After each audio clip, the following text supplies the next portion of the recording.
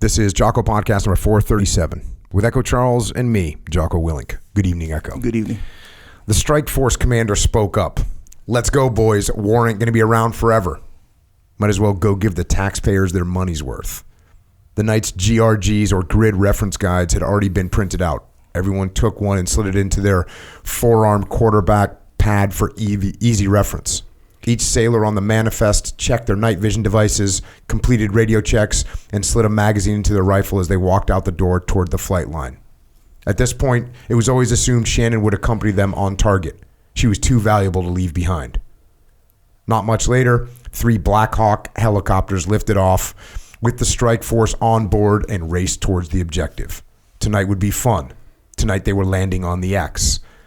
About 20 minutes later, the crew chief inside Shannon's bird shouted, 30 seconds, over the roar of the rotors, while holding up his 2 fingers in a pinching motion in case someone couldn't hear his warning.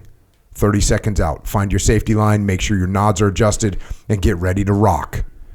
Moments later, the helicopter flared and landed about 50 meters from the target building. The SEALs sprinted toward the objective. Speed, surprise, and violence of action are the keys to success on these types of missions. Shannon ran behind them, keeping close.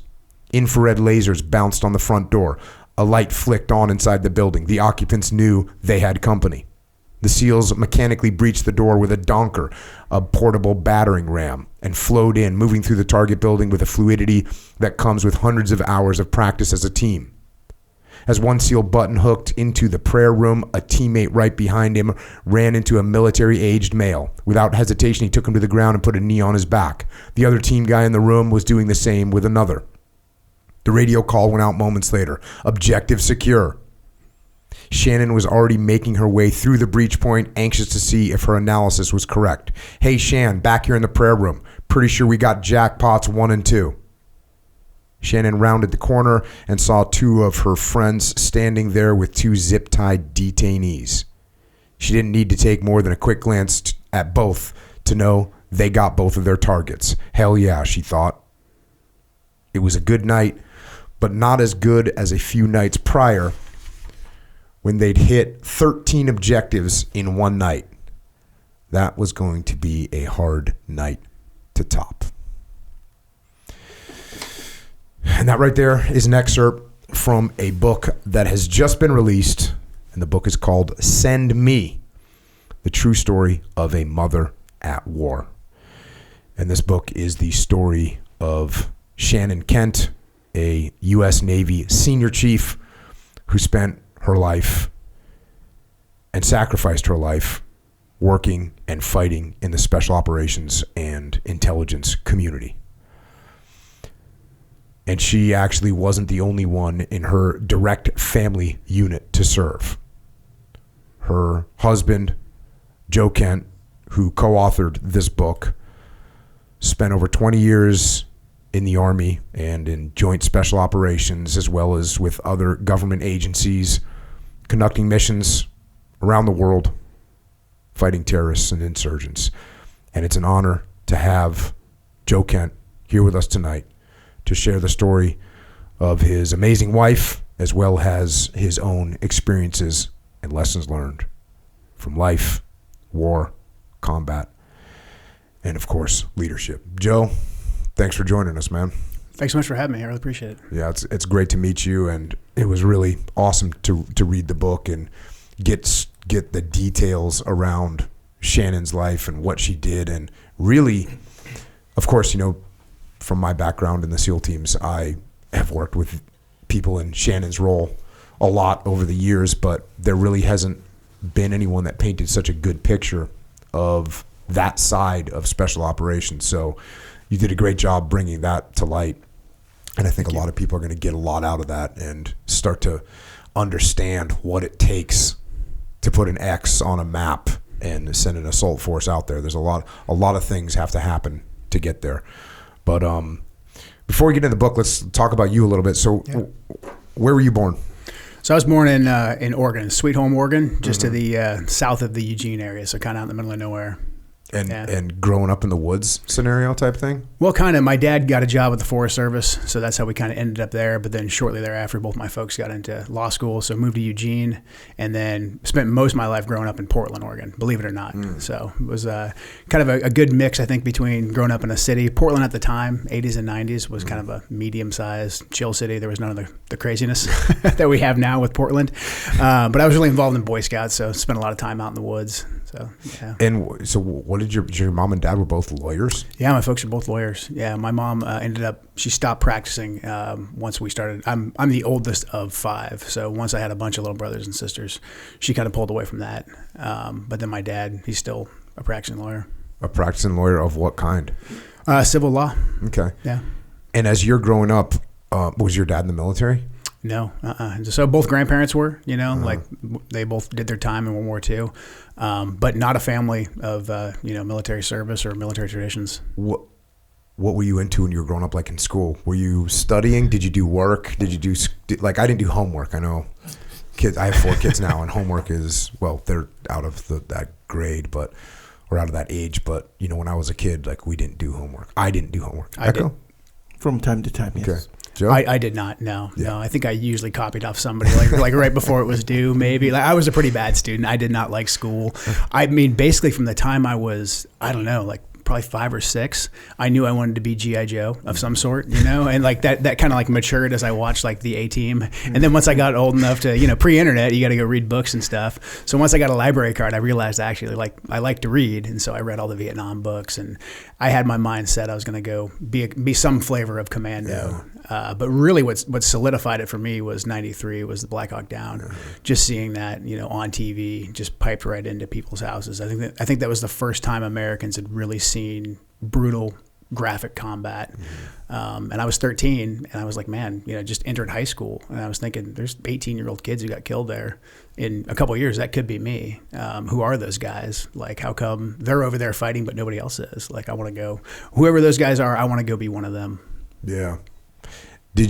Were you able to kind of disseminate that there was Rangers and that there was Special Forces and that there was Delta? Did you figure all that out from the Black Hawk Down scenario? Shortly thereafter, I started reading as much as I could, and I think there was a couple books that came out after that. It took a while, I think, for the actual Black Hawk Down book to come out, but really just the mission of the Green Berets really grabbed me because they seemed like they are always constantly deployed, even at times we weren't in war. And I figured, actually, especially post Black Hawk Down, that we weren't going to be involved in any kind of, long enduring conflict. Kind of funny to say that now. No, it's everyone thought that. But that's what I thought, in the 90s. And so I was like, okay, being a Green Beret sounds pretty cool. And then, of course, the recruiters were like, well, you can't go do that right away, but you can go be a Ranger, which to me was like, okay, that's pretty badass. I'm going to try that. But I got to say, I did read, I think I was in high school, like right before I joined the Army. I read Rogue Warrior, and I was like, holy crap. Like, because I like the water. I ended up going to a dive team in SF, but I was like, man, maybe I should try and be a SEAL. But I went and I talked to the recruiter, and the Navy recruiter was just like, yeah, you got to pick a Navy job first, and here's all the Navy jobs. And I was like, man, those all sound really terrible. I'm like, but how do I? He's like, but then maybe after boot camp you can try. And luckily I had one friend one of my dad's friends who had been in the military was like, whatever you want to do, get it in writing, which was like actually the best advice ever, because I told him that, and he was like, do not do that. He's like, if they put it in writing and it's what you want, well, go ahead. He's like, but don't go down that rabbit hole. Yeah. So the Army was like, well, if you want a Ranger contract, it's right here, and we'll spell it out for you. Boom. Yeah, it is weird that in the 90s we didn't think that there would ever be a long range or a long-term war again. Yeah. I mean, the Gulf War happened. It was over in 72 hours. Yeah. And then and even when Black Hawk Down went down, I was in the teams already. But I remember following that deployment, I was over off the coast of Somalia, and Rwanda happened, and there was 800,000 people that were about to get slaughtered. Was it 800? Yeah, 800,000 in 100 days. And we were there, and they were spinning us up like, hey, we're going to go and at least provide humanitarian. We didn't go anywhere. We didn't do anything because they did not want to have any other Americans have any kind of incident over in Africa. That just wasn't going to happen. So the idea, we used to be training for like what we called the big mish. Yeah, like exactly. You would get one big mission. Like that's what you would think. Oh, we're going to get one big mission, and that'll be that. And you had to keep your fingers and toes crossed that you were going to be on that mish. Exactly. Yeah. When I came in, I mean, even going right to Ranger Regiment, 275 wasn't in the Black Hawk Down incident, but we had a couple guys who had come over from 3rd Ranger Battalion. My squad leader had jumped into Panama, but it was like these guys who had gotten one chance, you know. But then there was a whole bunch of other guys who had been in even longer than them who were just like, yeah, we were there, we were close, but it didn't end up happening. And so I thought that the combat was like this fleeting thing that you might get a shot at in a 20-year career. 100%. There was guys, I know guys that did 30 years. Yeah. From like 1971 to 1991, until 2001, and they never fired their weapon in combat. Yeah. And great guys, but it just didn't happen. Yeah. And so, would you go right out of high school then? Yeah. What'd you do to prepare for Ranger School? Did you like get ready for it? Yeah, I wrestled in high school, played football. Right on. Wasn't very good at either one of them, but like did you wrestle all 4 years? I wrestled all 4 years, yeah. How'd you do? Not this very. Is Washington State. Washington's got some good wrestling going on. Really good wrestling. Yeah. So being like in the city in Portland, you could do okay. But if you get outside the city, people take their wrestling really seriously. Oh, I said Washington. You're in Oregon. But it's right on the border. Yeah. So, I mean, we were wrestling against guys from Washington and Oregon. But if you get against any of the country kids, like they just kick the crap out of us. So I got beat a lot, but I got in really good shape. And I think mentally it really prepared me. Did lots of running and all that stuff. Did you wrestle prior to your freshman year in high school? I didn't. There was no real wrestling programs before high school. The mental toughness that when you show up as a freshman and you've never wrestled before, that you're about to get, because your first match in your freshman year can be against a kid that's been wrestling since he was 5 years old, and he's going to murder you and pin you and rub your face in the mat in about 45 seconds. And it's definitely going to hook you up with some like I felt like toughness. I think I felt like I was in pretty good shape as a 13-year-old, but then I definitely had that exact same experience where there's kids who have been wrestling just because their dad was really into it, or they were just like freakishly strong, and I got a lot of humble pie. How did your parents feel about you when you started looking at the Army? You're like, I'm going to the Army, and your parents are lawyers. Yeah. So they're highly educated people, and they're looking at you thinking, what are you doing? Or were they down? I think they hoped that I was going to outgrow it. But by the time I was old enough to start talking to recruiters, it had been all I had been talking about since I was like 5. And the mentality in Portland, and I think in a lot of schools, especially at the time, was like you either go to college and get a 4-year degree, or you're going to be homeless on the streets. Like there's don't go to trade school, don't join the military. That stuff just doesn't even get talked about. Right. It's like, you go to college or else. And I was like, the last thing I'm doing is going to college. This optional 4 years of more school, like that is not for me. So they were actually pretty supportive of it. They've always been pretty supportive. So they're like, hey, as long as you have a plan. And I think they figured I was going to get free college and kind of be bored, in a couple of years and just sort of come back and figure out something else. So what year was it when you enlisted? 98. Did you leave in the summer? Right after right after graduation. Yeah. And I kind of asked you this, did you prepare for Ranger School? Like, were you rucking? Were you getting ready for it? Yeah, I don't know if I rucked. We backpacked a lot in Boy Scouts, so I felt like pretty comfortable with all that. But I knew all the Army like 2-mile standards and all that stuff. So was running like 5 miles and all that, and made sure I could do pull-ups and push-ups, and I was lifting weights and stuff. So I felt physically ready. So you're in Boy Scouts. You're going to school. You're not great at school. You're not putting a lot of effort. Are you just kind of a clean-cut kid? Were you getting in any trouble? Were you like a problem child? Were you listening to rock and roll music or any other participating in any other sinful activities? Was definitely listening to heavy metal and all that type of stuff, and thought I was pretty badass. I was really lucky though. My Boy Scout troop was badass. We had a former Green Beret Vietnam era guy who was the scoutmaster, and basically his whole philosophy was we take the boys out in the woods and we kind of let them go Lord of the Flies, and like the older ones that are good leaders will take care of the younger ones, and like it'll all kind of buff out. So I think a lot of the stuff they were letting us do at the time, like I think if I were to go try to do that now, I might end up in jail, So it was just a great experience, man. It was just such a good outlet that like all the trouble we got into was out in the woods, screwing around, rappelling off stuff, whitewater rafting, just a great outlet for all that young male energy. Yeah. So I didn't get in a ton of trouble in high school because really too, like it was hard to get in trouble in those days, as long as you used a little bit of tradecraft and like you weren't super blatant about it. And it was kind of like the 90s. People would say, hey, don't do that again, but there wasn't any like recording of you on a phone and the parents getting called, posted to social media. Yeah, I feel for kids that are growing up nowadays. It's just it's so hard to actually just let kids be kids, and there's like no forgiveness or tolerance. Yeah. So you go to your recruiter, you see the Ranger opportunity, and you roll out to boot camp. Yeah. Boot camp is boot camp. Yeah. Anything special about boot camp? I really liked it. I mean, I was just stoked to be there. I was like that goober who was like, oh my God, this is so cool. They gave us BDUs. Like, they're going to give us M16s, So I was really just happy to be there. The same thing, airborne school. I was like, oh man, they're going to let us jump out of airplanes. Yeah. So you go to airborne school, and then did you have orders to go to regiment? Yeah, so you get the opportunity. It's like a Ranger variable contract, so you at least get to go try out to go to regiment. So the month long process of, getting smoked and dogged out to make sure you can then go to regiment. Is that RASP then? It was called RIP at the time, but it's RASP now. Okay. Yeah. And it's a month long. Yeah, it's about a month. I think now it's a little bit longer because they actually teach the guys some basic tactics in case they get deployed right away to war.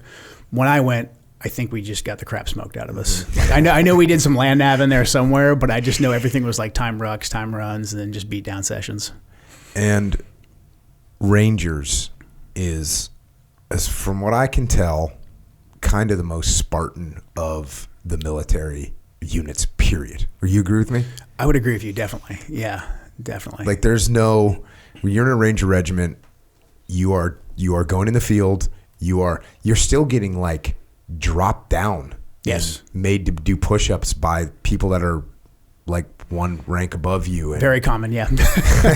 it's almost like is it almost like a boot camp environment kind of continues. It is, yeah, except for like with no, guardrails. So like when your NCOs, I mean, for better or worse, I mean, they can really, really mess with you if they want to.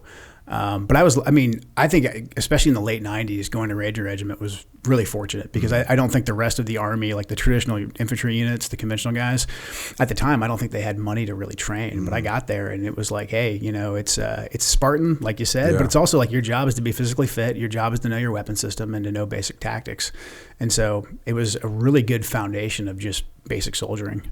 And when you're at Ranger Regiment in the 90s, you're not going on deployment. You're not going on like a 6-month deployment. You're just always ready. Always training. It's the cycle. So you do your big workup so you can do an airfield seizure, which means you're like a human lawn dart, doing like the low altitude, like mass tactical with all your crap onto an airfield to seize it. So you get to land on concrete, if you're really lucky.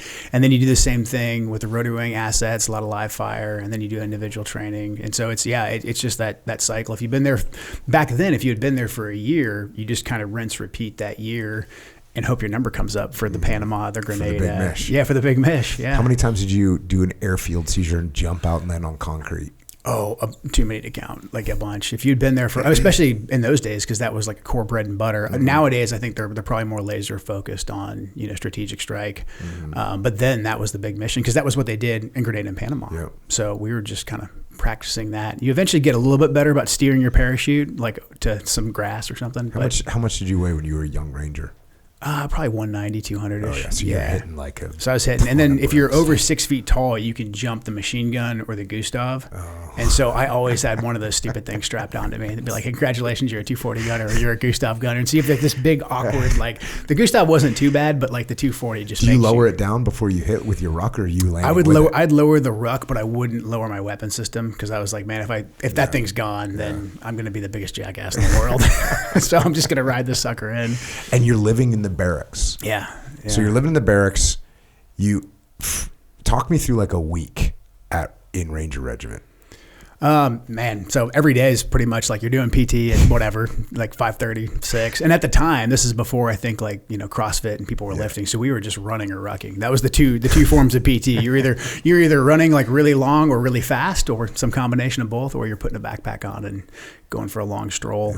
But then we'd be at the range quite a bit. I mean, especially now that I understand like how much it costs to send it. As I matured in my soldiering, I could actually appreciate what I was given as a younger guy. We were at the range quite a bit, shooting. We'd usually, after our PT session, put on our military gear for the day, and then we'd walk to the ranges. That was always, I was like, why did we just ran? And now, okay, all right, whatever, sometimes we would, throw everything we needed in our backpacks and take off for a couple of days and just live out of your backpack and shoot at the range.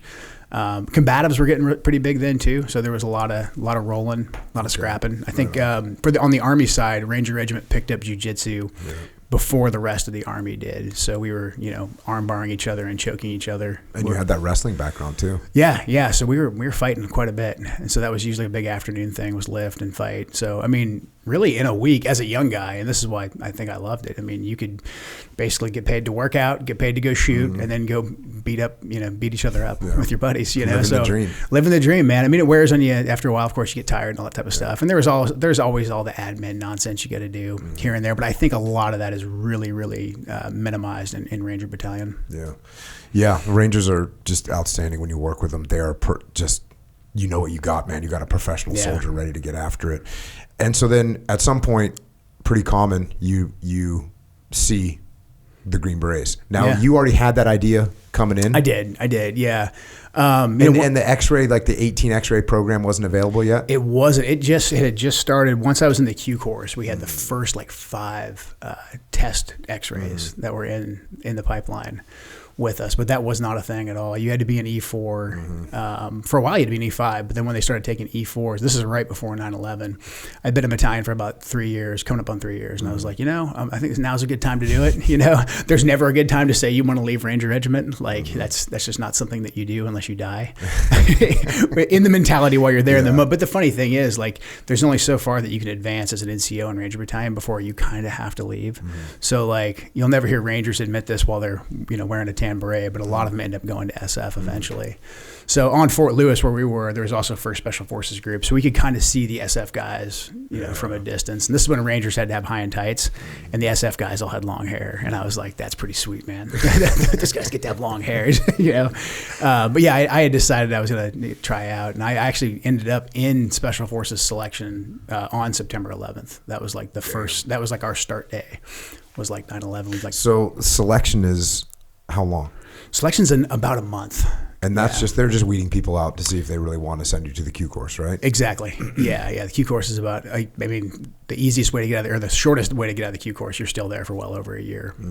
But yeah, selection's a month. There's some, traditional, kind of beat down log PT type of stuff, but a lot of it is individual to see if you can make decisions on your own, how you do without getting feedback and guidance, those types of things. Land nav being the big vehicle for all that. Yeah. Good times. Yeah, really good times. How many people, start in your selection? How many people get selected? So my class, we had around a little bit over 300 that showed up on day one. Now, showing up on day one means you're just going to take the PT test. And so there's a lot of jokers that, I don't know, on a whim, we're like, I'm going to go take the PT test. So that 300 number, or that over 300 number, I think by the time they actually put us on the trucks to take us out to the actual Camp McCall, where selection happens, I think we'd probably lost about 100 guys or so that just didn't pass the PT test. And then eventually what about at the end of the month-long selection? At the end, I don't know the exact number in my class, but I think we were below 50 at the end of it. Okay. Yeah. And then then you roll into Q course. Yeah. And what's your specialty? So I weapons. Okay. Yeah. Right yeah. So I went from 11 Bravo to 18 Bravo. So I wanted to get out of the Q course as quick as possible. And I was like, play of guns? Cool. Any challenges going through selection? Or going through Q course, sorry? I mean, the interesting thing about selection, especially coming from a unit like Ranger Regiment, in Ranger Regiment, you're never alone. You're always in a big group. All the vehicles and assessment tools they use to see if you're going to be a good Ranger leader, you're having to lead other troops. And so everything arduous that you do, it's with other people. SFAS is pretty unique in the fact that it's one of the few places in the military where they take you and they isolate you from everybody else. And they're like, well, here's your list of tasks to do. It's on that board out there. And you're going to do them or you're not going to do them. Yep. And that's it.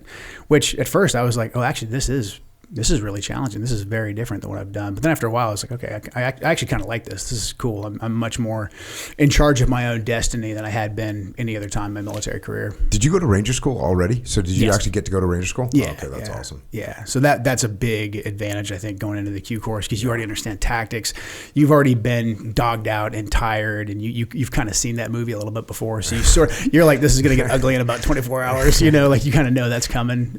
So that helped out, especially with the first part of the Q course is like a mini Ranger school, just to get everybody on the same sheet of music with small unit tactics. But I'd say the hardest part of the Q course is just kind of how long it is. Like you're there for a really long time. So there's a lot of guys who will just mentally get it in their head that like, oh, I failed this gate or that gate, and now I'm screwed. Did you say a year? The Q course is a year long. Yeah. Does that include language training? Well, for me, that included language training. Okay. Yeah. What language did you go for? I got Pashto. Okay. So because it was like right after 9/11, and they had just started sending guys into Afghanistan. They're like, all right, we got to get more Pashto speakers. And the funny thing is, like, if you're like Shannon and you're an actual linguist, they test your aptitude.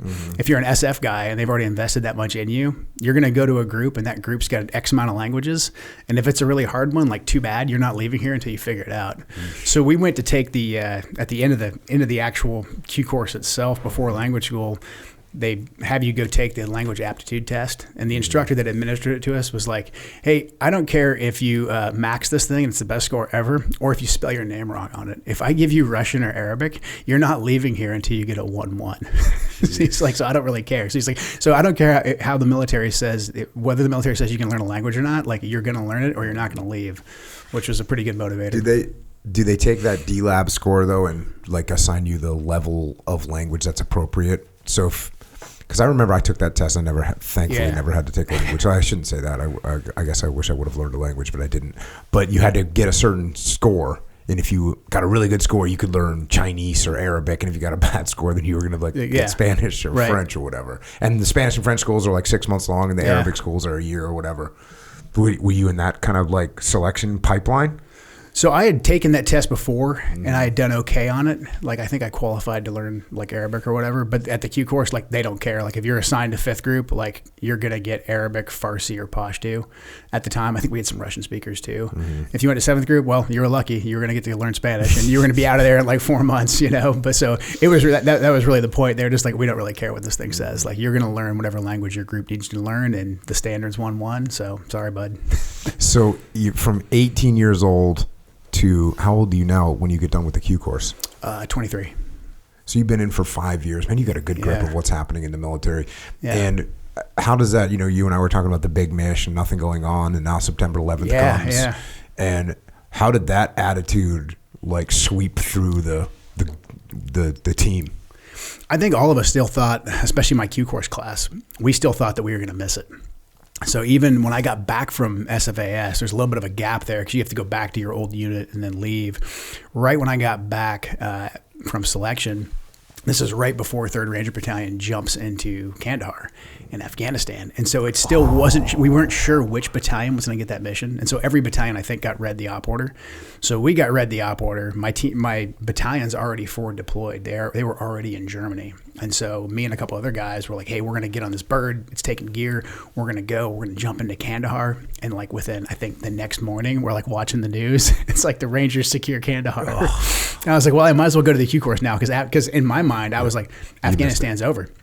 It's done. They're going to get bin Laden, whatever, but they're not going to send more guys over there. That's crazy. And then while I'm in language school, the ground war, the Iraq invasion starts.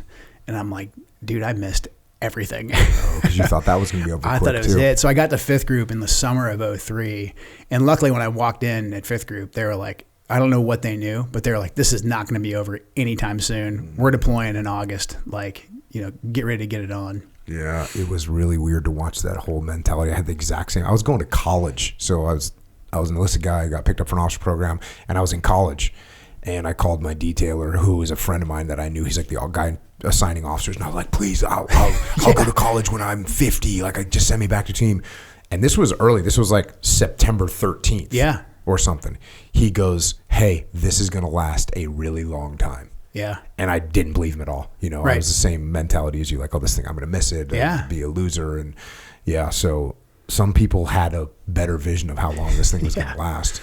And I guess we underestimated the stupidity of Right. decisions that are getting made, the military-industrial complex, all these factors that come into play.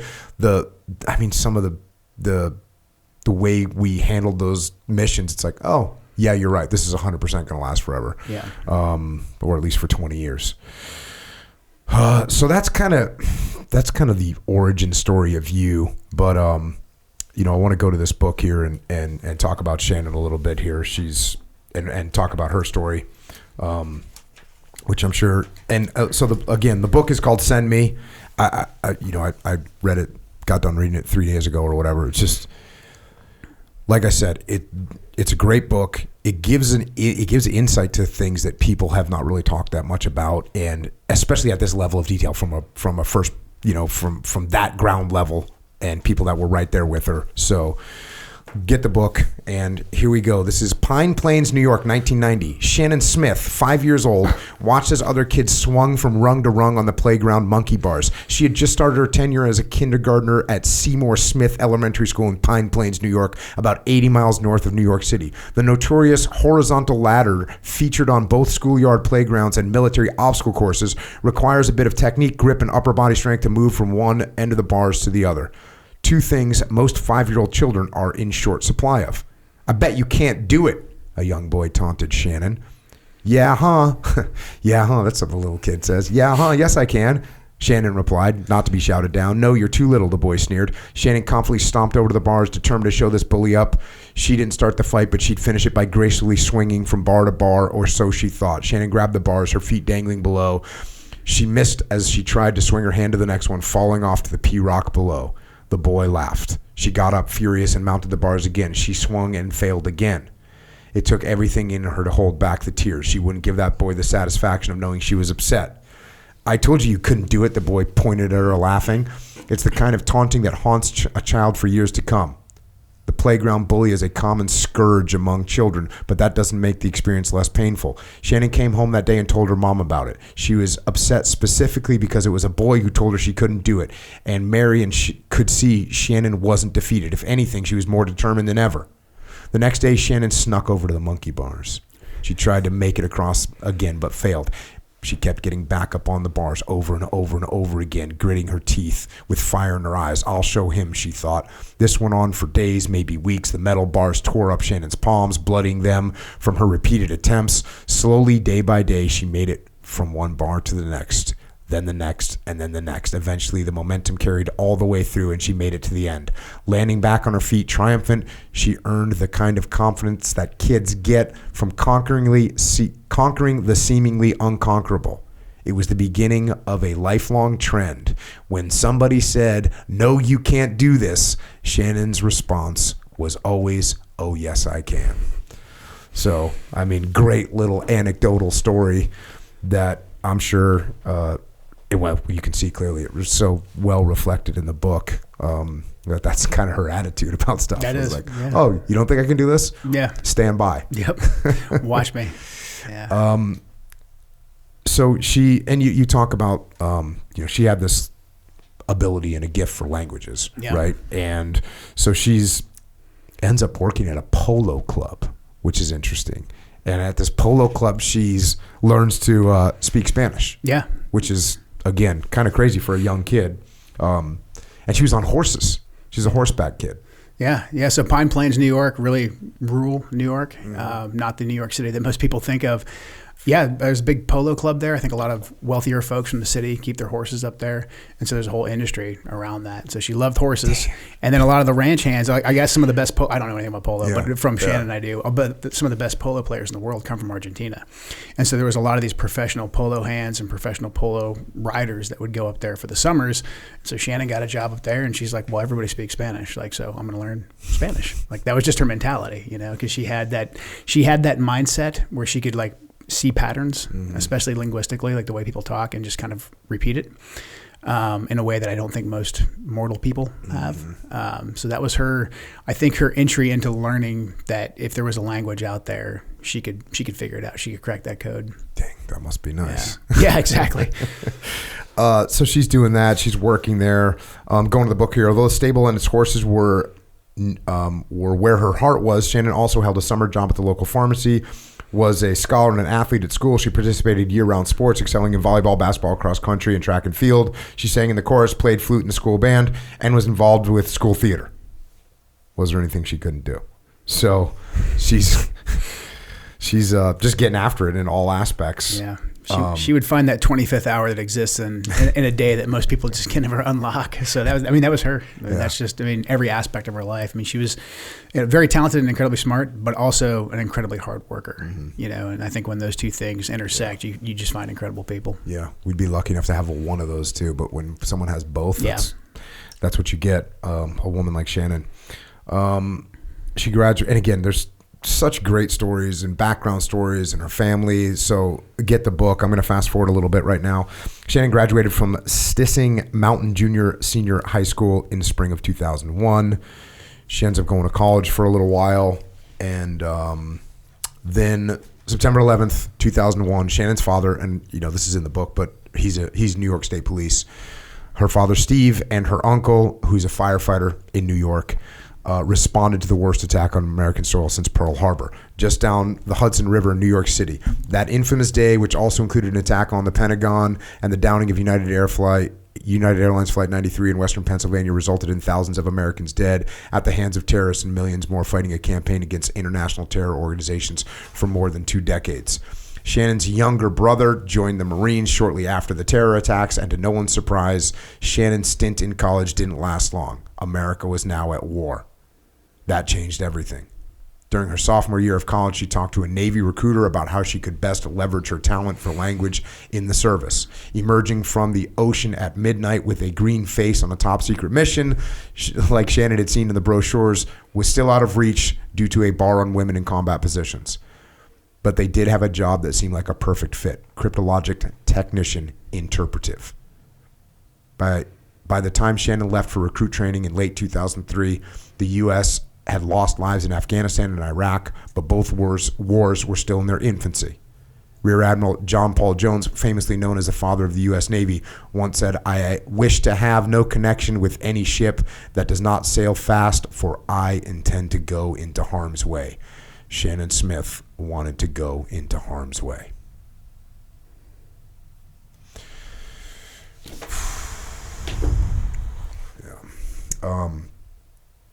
It is amazing how I know Tim Kennedy told a story when he went to enlist in the Army after 9/11, and there was like a damn line around the block, and that's out here in California. Yeah. And just the amount of people that stepped up. Shannon's brother going in the Marine Corps, her going to talk to the Navy recruiter, the amount of people that stepped up in that moment to serve is still moves me every time I think about it. Yeah, that was a pretty awesome moment, I think, in our history, especially for the guys that were in, just to see the outpouring of people that wanted to serve. And then, one of the first times I talk about in the book, one of the first times I met Shannon, I asked her, what made you want to join the military? And she was like, "Well, I'm from New York. Yeah. They hit my towers, and my dad and my uncle were down there, and so I wasn't going to just sit back and let somebody else go take care of it. I wanted to do my part." Yeah. Bunch of details that are in the book about, and it's very interesting to learn about. We touched upon kind of the language aspect of things, but what that school looks like up in Monterey. There's the defense language. You guys don't go to the defense language institute, do you? No. That's like I think it might be the best place in the world to learn a language. It's got to be. Yeah. Because they take kids from all over the United States of America who've never heard one foreign word, and they teach them everything from Chinese to Arabic, to Russian in 18 months. Yeah. And when those guys get out, they can speak, they can read, they can listen. I think it's pretty amazing. Yeah, it's amazing. So this is up in Monterey. It's DLI, Defense Language Institute. So Shannon goes to boot camp. She goes to language school. And I'm going to fast forward a little bit here. It says Shannon was a phenomenal linguist, and everybody knew it. She picked up the nuances of opinion, and modern standard Arabic came to her rapidly. By the time she graduated from DLI, she attained a language rating of 332, which meant she was rated as superior in listening and reading and advanced in speaking, rare for a brand new linguist straight out of basic training. In addition to her language rating, she earned an associate's degree in modern standard Arabic, which is awarded in October 2005, a month after she finished DLI. But there's more to cryptologic warfare than language. Shannon's chosen field would require her to master highly technical disciplines like signals intelligence, SIGINT, cyberspace operations, and electronic warfare. For some sailors, those skills are a one-way ticket to a dark office, sitting behind a desk, poring over classified documents. Although Shannon was perfectly capable of performing that aspect of the job, she wanted her work to be more hands-on. Her younger brother was a Marine fighting in Iraq, and although she was worried about him and hoped he would make it home, she couldn't wait to get in on the war herself. So yeah, it's very normal in the Navy, and I don't know too much about the Air Force, although I'm pretty sure it's probably something similar. But in the Navy, a lot of times if you're a linguist, you'll be sitting in a room listening to radio waves that are being received, cell phone calls that are getting made, and you'll sit in a room, or on a ship, and you'll just interpret what's coming in. And so it's very common for, a linguist to have a bunch of flight hours because they're flying around over some country, listening to radios and interpreting things. And so that's a very normal career path for someone with Shannon's skill set. But as she mentions, she wasn't really looking She to went do into that. Yeah. So at the time, so this is what now, 2005. So at the time they're doing something, the Navy was doing something called individual augmentees. Yeah. And what it meant was there's certain skill sets that the Army needed, the Marine Corps needed, or special operations needed. And you could not leave the Navy, but you could augment the Marine Corps, the Army, special operations through this individual augment program. Look, you might be a lawyer, you might be a cook. I mean, we literally had individual augmentees that were cooks and radio men, and sometimes it would be a linguist. So it's something that people volunteered to do most of the time. Some people did get voluntold to do it. But she ends up volunteering for this individual augment and getting assigned to Baghdad. And she's going to go to Baghdad and work with, there was a joint special operations element there that was made up of SEALs and special forces guys working with something called the ICTF, which was the Iraqi counter-terror force. And the ICTF they were as good as the Iraqis. Well, they were some of the best Iraqi soldiers that there were. They'd been well trained. They were well equipped. Like, they had all of our weapons. Yep. They had all of our gear. They had our night vision. They had all of our gear. So this was a very capable partner force. Did you ever do ICTF time? It was with the ISOF, so the commandos. They were like the Rangers to the ICTFs, like Delta or Tier 1. So yeah, I've worked with those guys quite a bit. Yeah. It's interesting because the ICTF and the ISOF itself, I would say, are probably SOF's best enduring legacy in Iraq, because when ISIS came and the vast majority of the Iraqi security forces that we spent trillions training threw their guns in the dirt and surrendered to ISIS. Yep. ISOF didn't. They refused to. Like, their commander, who we trained, he passed away a couple years ago, but General Fadl, he held those guys, and they got abandoned by the Iraqi military, and they fought like hell in Anbar to hold those provinces and then to recapture them eventually. Yep. So they actually held their ground and fought and did what they were trained to do. So something we could be proud of. Yeah, no doubt. I know the Mosul guys, the Iraqi special operations groups that went up into Mosul, they took massive casualties. And you compare that to, I was in Ramadi in 2006, and there was a whole battalion of Iraqi soldiers that just left. Yeah. Their commander got IED'd and they all just left. Yeah. We're not doing this. Yep. And that happened with companies on a regular basis. I mean, there was companies that got overrun and they'd lose 5, 6, 7, 8, 10 guys, and then all of them would just leave. So yeah, it didn't paint the best picture for the future, but like you said, that enduring relationship and the amount of effort that went into training the ICTF and the commandos obviously left a mark, because for those guys to do what they did, and I only know about Mosul. Oh, I know the most about Mosul. I know they went into Ramadi as well, and Ramadi was. And I saw pictures after they got ISIS out of Ramadi. It was just completely destroyed. But my point is, and your point is, that the Iraqi Special Operations Group actually was well trained and was committed and lasted from this time. Now we're in 2005. 2006, 2007, all the way up till 2016, 17, 18, and they fought hard and they were able to achieve their missions there. So Shannon ends up, she's now with the SEALs and the SF in Baghdad. That was actually a very cool kind of joint mission. Yeah. And I was supposed to go there in 2006. I was going to take I was in a task unit SEAL Team 3, and we were going to go to Baghdad. And so I did my ADVON was to Baghdad and went out with those guys and, got to know them a little bit and got the turnover. And then when I went home, it changed. Yeah. Things changed around and we ended up going to Ramadi. But so I got to at least see them, spend a few, probably there for, 5-6 days, seeing how they're operating. And you could see it was, like I said, very well equipped. And the SEALs and the Green Berets were kind of doing port and starboard, you got them tonight, we got them tomorrow night. And they were just kind of going back and forth. At least that's what I remember. And doing a lot of targeted raids. Yeah. That's what was happening. So now I think this is, what is this, 2007? 2007. That's her first deployment? That's when she first Where are got you there, in 2007? So 2007, I'm in Baghdad as well. Okay. So we had done, but that was my fourth deployment. So I was back actually in Baghdad, and I was working with the Iraqi Special Operations intel guys. Mm-hmm. So we had guys that we trained up to go out there and do recons for us. We'd go out every now and again, low profile with them, either to snatch guys or just to do the advanced recon to make sure our guys weren't going to get IED'd on the way out there. But their biggest role in the fight for us was the human intelligence. Mm-hmm. So we had a bunch of them that we had trained up to run sources. Mm-hmm. So that was specifically what I was doing over there, was just working with the ISOF Reiki guys. And you and I were both in Iraq at the same time too in 2003. Yeah, 03. I got there in fall of 2003 and left in spring of 2004, and you were there that whole time. We were, yeah. I think you guys took it because we were doing the unilateral direct action. Yep. Us and the Grom, the Polacks were there too. And then we went to go train up the initial Iraqi Special Forces guys in the middle of Baghdad.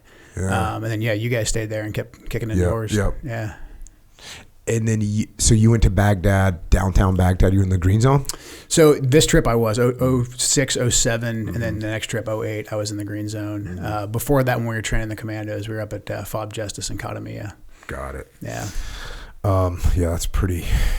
I forget what we were talking about before we pressed record, but one thing that made me a little suspect of everything in the world was there was this road that went around Bayat, and it had these big giant potholes in it. Yeah. And it sucked to drive on, and then they filled in all the potholes and then put tank treads across as speed bumps so you couldn't drive real fast. Yeah. And I said to myself, this is almost like a catch-22 type scenario where you've got the military doing things where you say, this makes no sense whatsoever. And then after a while, there's MPs out there giving out speeding tickets. And Yep. That was a cool thing about being over there that early in 2003, because it was still everyone uses the term Wild West. It was pretty Wild West in 2003. It was we were kind of like pirates then. I mean, it was pretty wild then. There wasn't a lot of rules. Yeah, as the years drug on and we were there for way too long, that's when the garrison mentality broke out, unfortunately. Yeah, that was my first indication that, I can see where this might be going, was when they filled in the potholes and then a tank tread, Echo Charles, is just basically like a big thick piece of tank tread, but it's a speed bump. It's a ready-made speed bump, and so they filled in the potholes, put these things out there, and I'm like, I can see where this is going. And then, yes, I do remember some of my guys coming back like, we got pulled over. We got a speeding ticket. I'm like, what do I do with this? What does this even mean? So now fast forward from 2004, 2005, or 2003, 2004, when you and I were there together. Now we're going 2007, and Shannon is with this group in Baghdad. And we'll go here. She took every opportunity to talk to the Iraqi commandos in their native tongue. She could walk up to any of them, confidently converse with such ease that it actually threw many of the Iraqi commandos off. They became enamored with her because it was so rare to see a beautiful white American woman, and even more rare to hear them speak perfect Iraqi dialect. Her excellence was obvious to anyone who's watching. She was the only one who could do this because the ICTF was a completely mixed unit, which created a unique language environment. There were Shia and Sunni operators working side by side with Kurdish and Christians, resulting in a mix of dialects and accents being used in any given conversation. The Green Berets and SEALs were beside themselves the first few times they witnessed Shannon at work, as they are typically the ones trained and responsible for rapport building through learning of a language, but language proficiency had taken a backseat for many in SOF as the war in Iraq escalated. And SEALs have no focus on language whatsoever. That's very interesting that you got all the, we don't think about that, but there's all these different dialects. Just like, in America, we got someone from Long Island, and you got someone from deep Alabama, and you've got some girl from the valley out here. They're almost mutually unintelligible languages that they can't understand. And it's the same thing that happens in Iraq. I know that one thing that we loved about our Iraqi soldiers and our interpreters was we'd go into a building in Ramadi and they talk for 2 minutes with people. Be like, this guy's not from here. Yeah, exactly. He's from and it'd be the equivalent of, you're walking in New York and somebody breaks out some deep Alabama accent. You're like, hold on a second. One of these people is not like the other. And so they would just sort that out so fast. And it sounds like Shannon was able to do that. Yeah, she had a thing for the dialects too, because modern standard Arabic is so it's universal because of the Quran, but it's not commonly spoken in places like Saudi Arabia. They still speak pretty traditional modern standard Arabic, but Iraq and the Gulf, they speak completely different. It's actually very, very different. It's very frustrating if you spend any time studying modern standard than to go to a place like Iraq and you're like, wait a second, you guys don't actually speak this Arabic. But she loved it, and so she just grasped onto it really, really quick, and that was like a huge rapport builder for her, was just being able to speak like a native.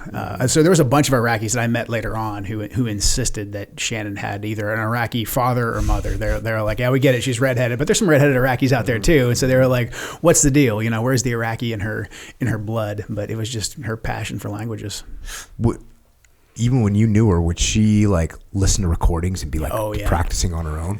Yeah, she was a true lover and student of Arabic, especially. So we listened to a crazy amount of Arabic music, Arabic hip hop, and then because they get tested on listening, reading, and then also speaking. And so to get good at reading, this is a Shannon trick. She would watch Bollywood movies with Arabic subtitles.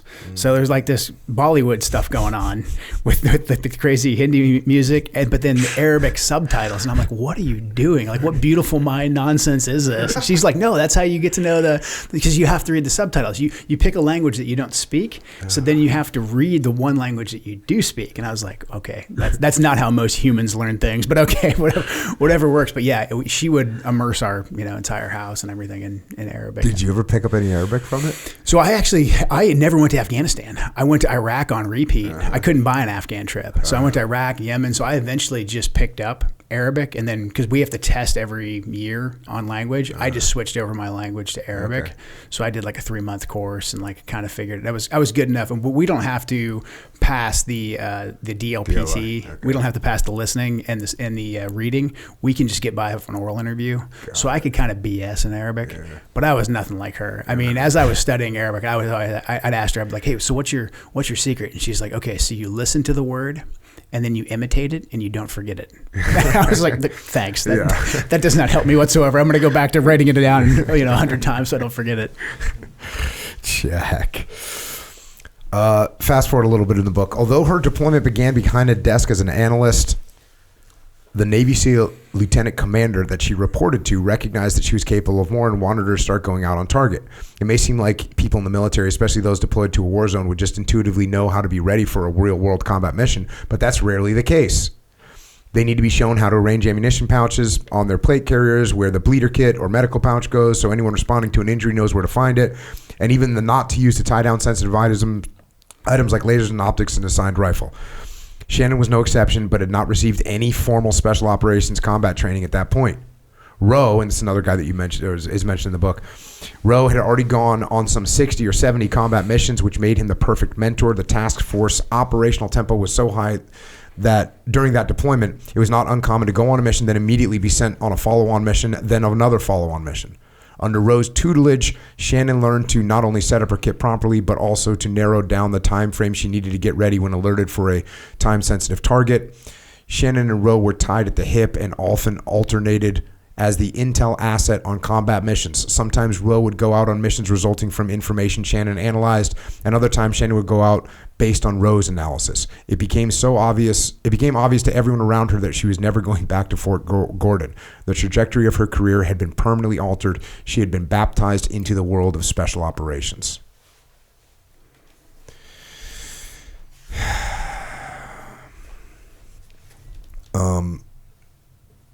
Fast forward a little bit, the word that Shannon had a knack for finding bad guys spread fast, and halfway through her deployment, it was not uncommon for other operators to ask, hey, can you do that for us? What's your training? Can you work with these guys? Can you talk to the Iraqis for us? Can we bring you out on target to deal with the females? She was eventually pulled to another side of special operations world in Iraq at that time. It's not clear who found her or how high up they had to be to have enough power to pull Shannon from her position. Like most of Shannon's career, much of her work with this group was and is classified and likely won't see the light of day for at least another decade.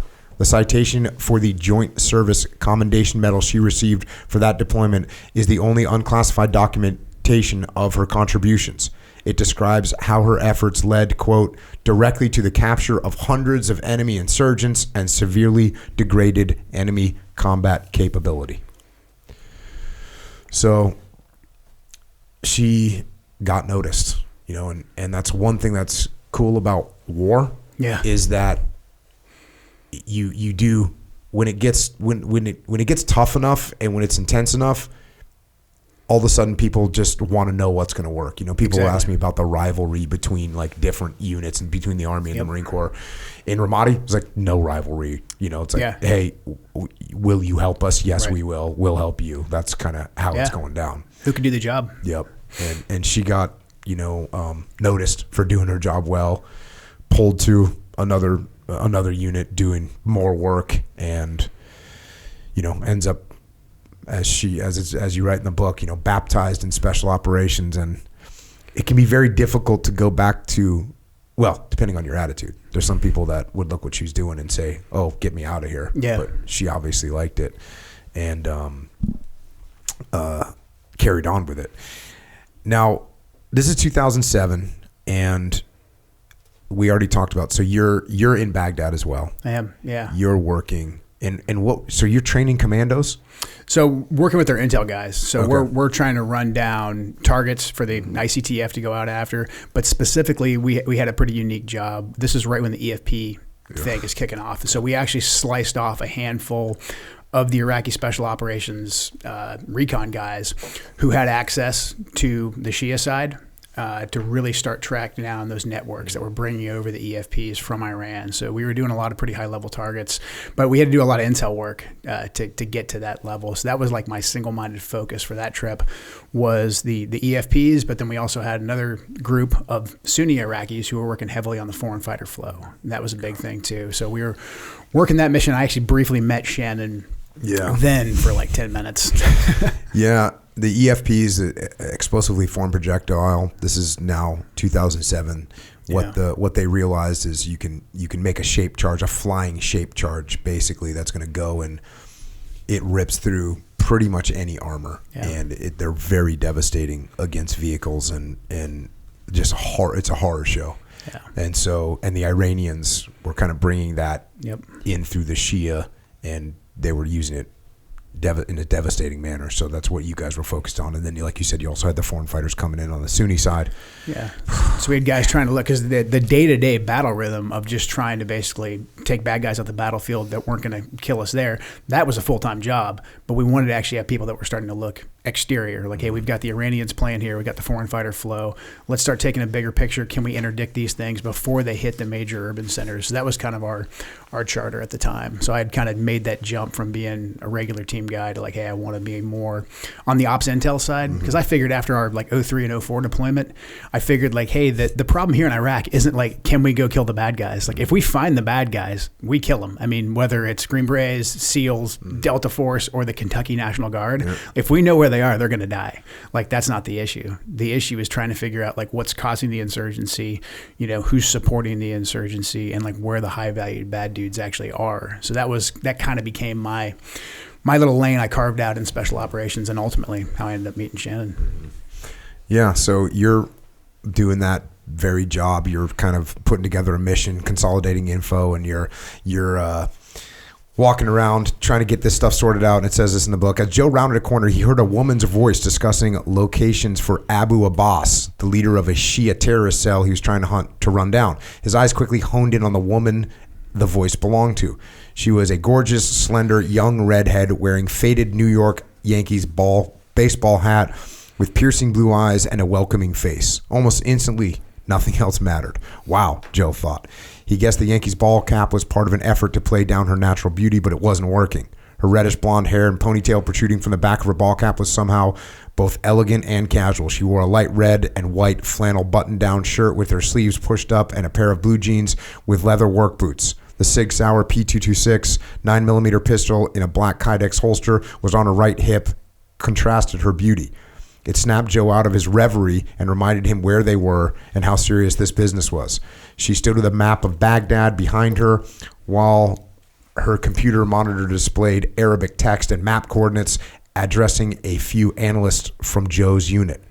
He exchanged head nods with them and then stood to the side to listen to what the beauty in the Yankees cap had to say. Based on the pattern of life, we assess he still lives in this neighborhood, in this area, she said, pointing at a map of Baghdad. She glanced up.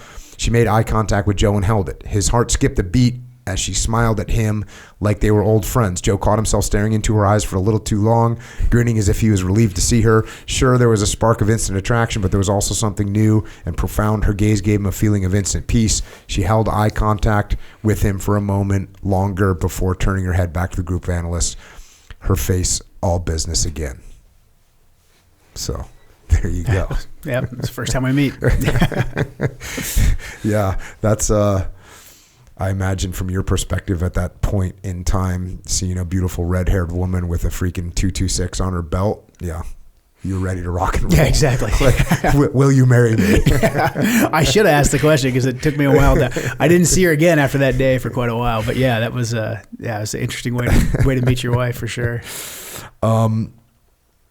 When you're out on that deployment, so now it's 2007. What was the atmosphere of the war that you're thinking during that time?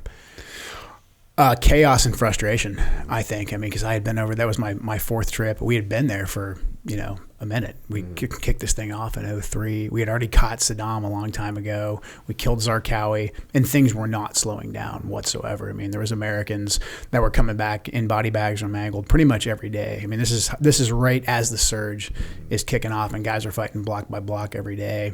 So I felt like we were just trying to stop the bleeding at that point. I mean, especially me as a guy who had some time over there and watched the evolution. I felt like, hey, I actually have a responsibility here to try to bring some sort of order to this, because I understand Iraq at this point. And I think a lot of us felt that way. Like, fixing Iraq almost became like a religion, I think, in the military at that point in time. And so it just seemed like we never had enough time. It always seemed like we were a day late and dollar short. So just a lot of frustration. I was pretty skeptical that adding a ton of troops into the mix was going to do anything but get more guys killed. But yeah, it was just it's hard to explain nowadays, because I think like the frustration and the angst and the chaos of that era was just so palpable then. It's hard to replicate now. I mean, I think as things drug on in Afghanistan, people felt the same way. But especially with the body count being as high as it was, and when the EFPs came up, we had barely just started to control some of the Sunni insurgency, but then there was the Shia insurgency, and there was the EFPs, and it was like, man, now we've got Iran playing in this whole thing. It was just, how do we sort this out? So it definitely seemed like there was not enough time in every single day to do everything we needed to do.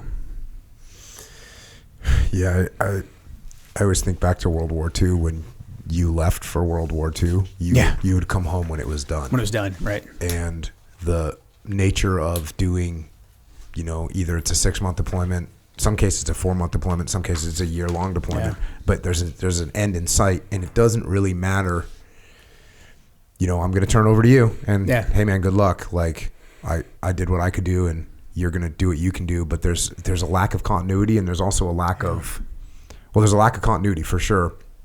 But there's also, I guess you were just talking about, there's a frustration because you're going to go and you don't get to stick with it.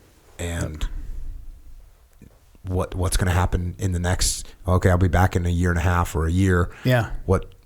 Did anyone make any real progress? And it's like every new unit that shows up, when you show up there, it takes a little while to figure things out. And it's just doesn't seem like the smartest way to run a war, as much as I hate to say that, because it sucks to deploy for long periods of time. But right.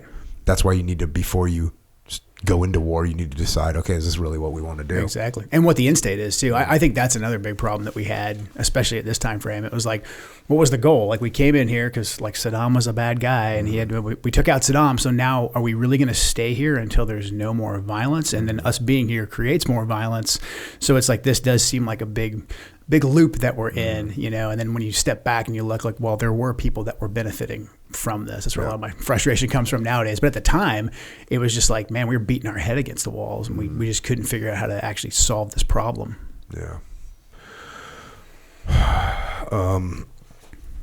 Shannon wraps up that deployment. To go back to Shannon here. Shannon crashed onto the special operations scene head first and didn't slow down once getting in. After Shannon returned from her first deployment, she made a quick stop in Germany for language training and a little snowboarding in the Austrian Alps before volunteering for the new Naval Special Warfare Direct Support course, which would allow her to serve in combat alongside Navy SEALs. She was the first female to attend, but she wouldn't be the last. So this is, you know, we read that her first deployment, she didn't know how to put her gear together, you know, and so all these people that were doing these individual augmentees that were going to come and work with SEALs, we needed something to do to get them trained up. And so that's what they started doing, this direct support course. Fast forward a little bit, she was permanently assigned to Naval Special Warfare Support Activity 2 in Norfolk, Virginia, where she worked side by side with East Coast-based Navy SEALs. The SEALs were initially hesitant, not because she was a female, but because non-SEAL support in general was a new concept at the time. Yep, this is all of us were thinking that. One of my bosses laid something great out to me, which was, I was getting ready to deploy to Iraq, and we were taking these EOD augments. And I said, hey, why don't we just send SEALs to EOD school? Like, then we don't have to worry about having someone else. And he said, because SEALs will be thinking about SEAL things, even when they're EOD, and EOD guys will think about EOD things. And that was 100%. So smart. Yeah. And I ended up having the best EOD guys. Yeah. The EOD guys end up going through, they now go through your entire workup with the SEALs. So they're basically, if you're one of those EOD guys that comes to the SEAL teams, you're going to be basically qualified as a SEAL, and they did everything with us. Yeah. So, but there was definitely resistance across the board. Hey, we just want SEALs. Yep.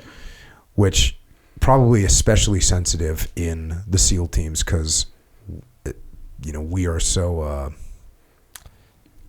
we don't have the idea like in special forces, you guys have the idea of like, oh, we're going to train up these local nationals and we're going to put our trust in these other people. And we didn't do a lot of that. I mean, that's not part of our nature, Right. you know?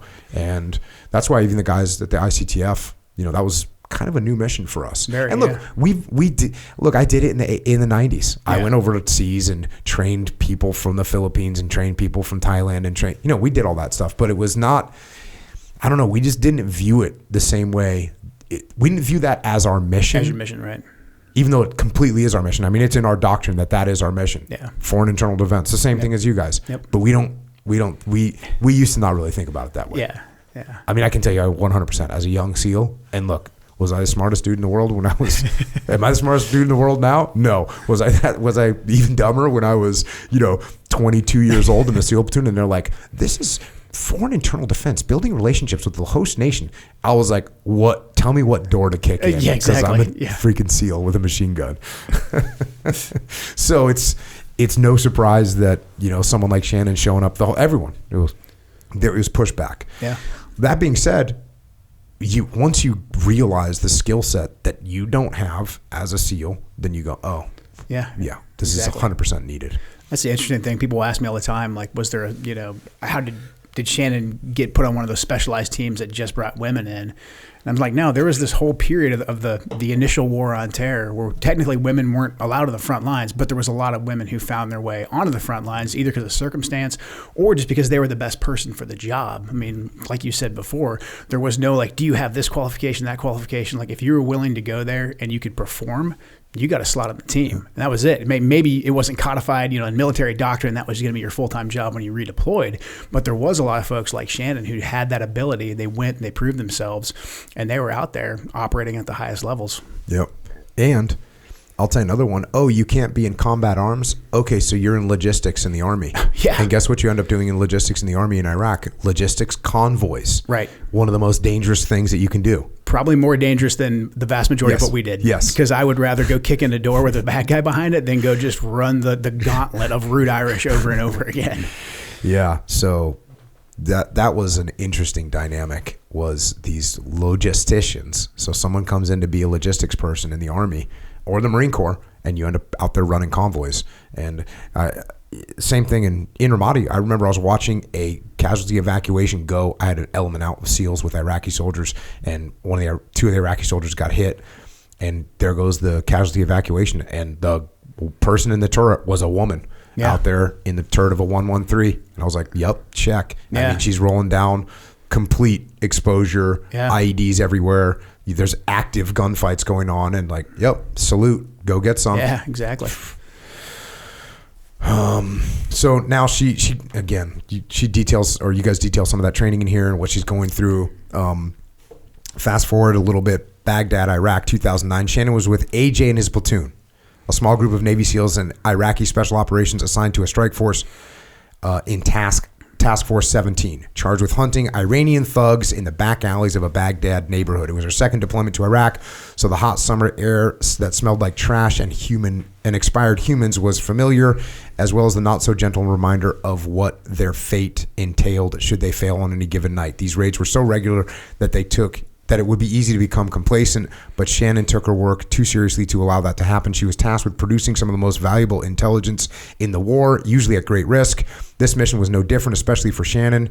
She was the lone female on the manifest with nothing but her wits and language ability to see her through the night. No other Americans had her talent with the local dialect, and the Iraqi operators were impressed with the way she was able to draw information out of people on target. So what a huge capability. So you go and a lot of times, like the females, they're not going to talk to a male. Nope. Even an Iraqi soldier or an Iraqi interpreter, they're not going to talk to him. And sometimes the Iraqi soldiers don't want to talk to the women either. Yeah. And they don't see any value in it.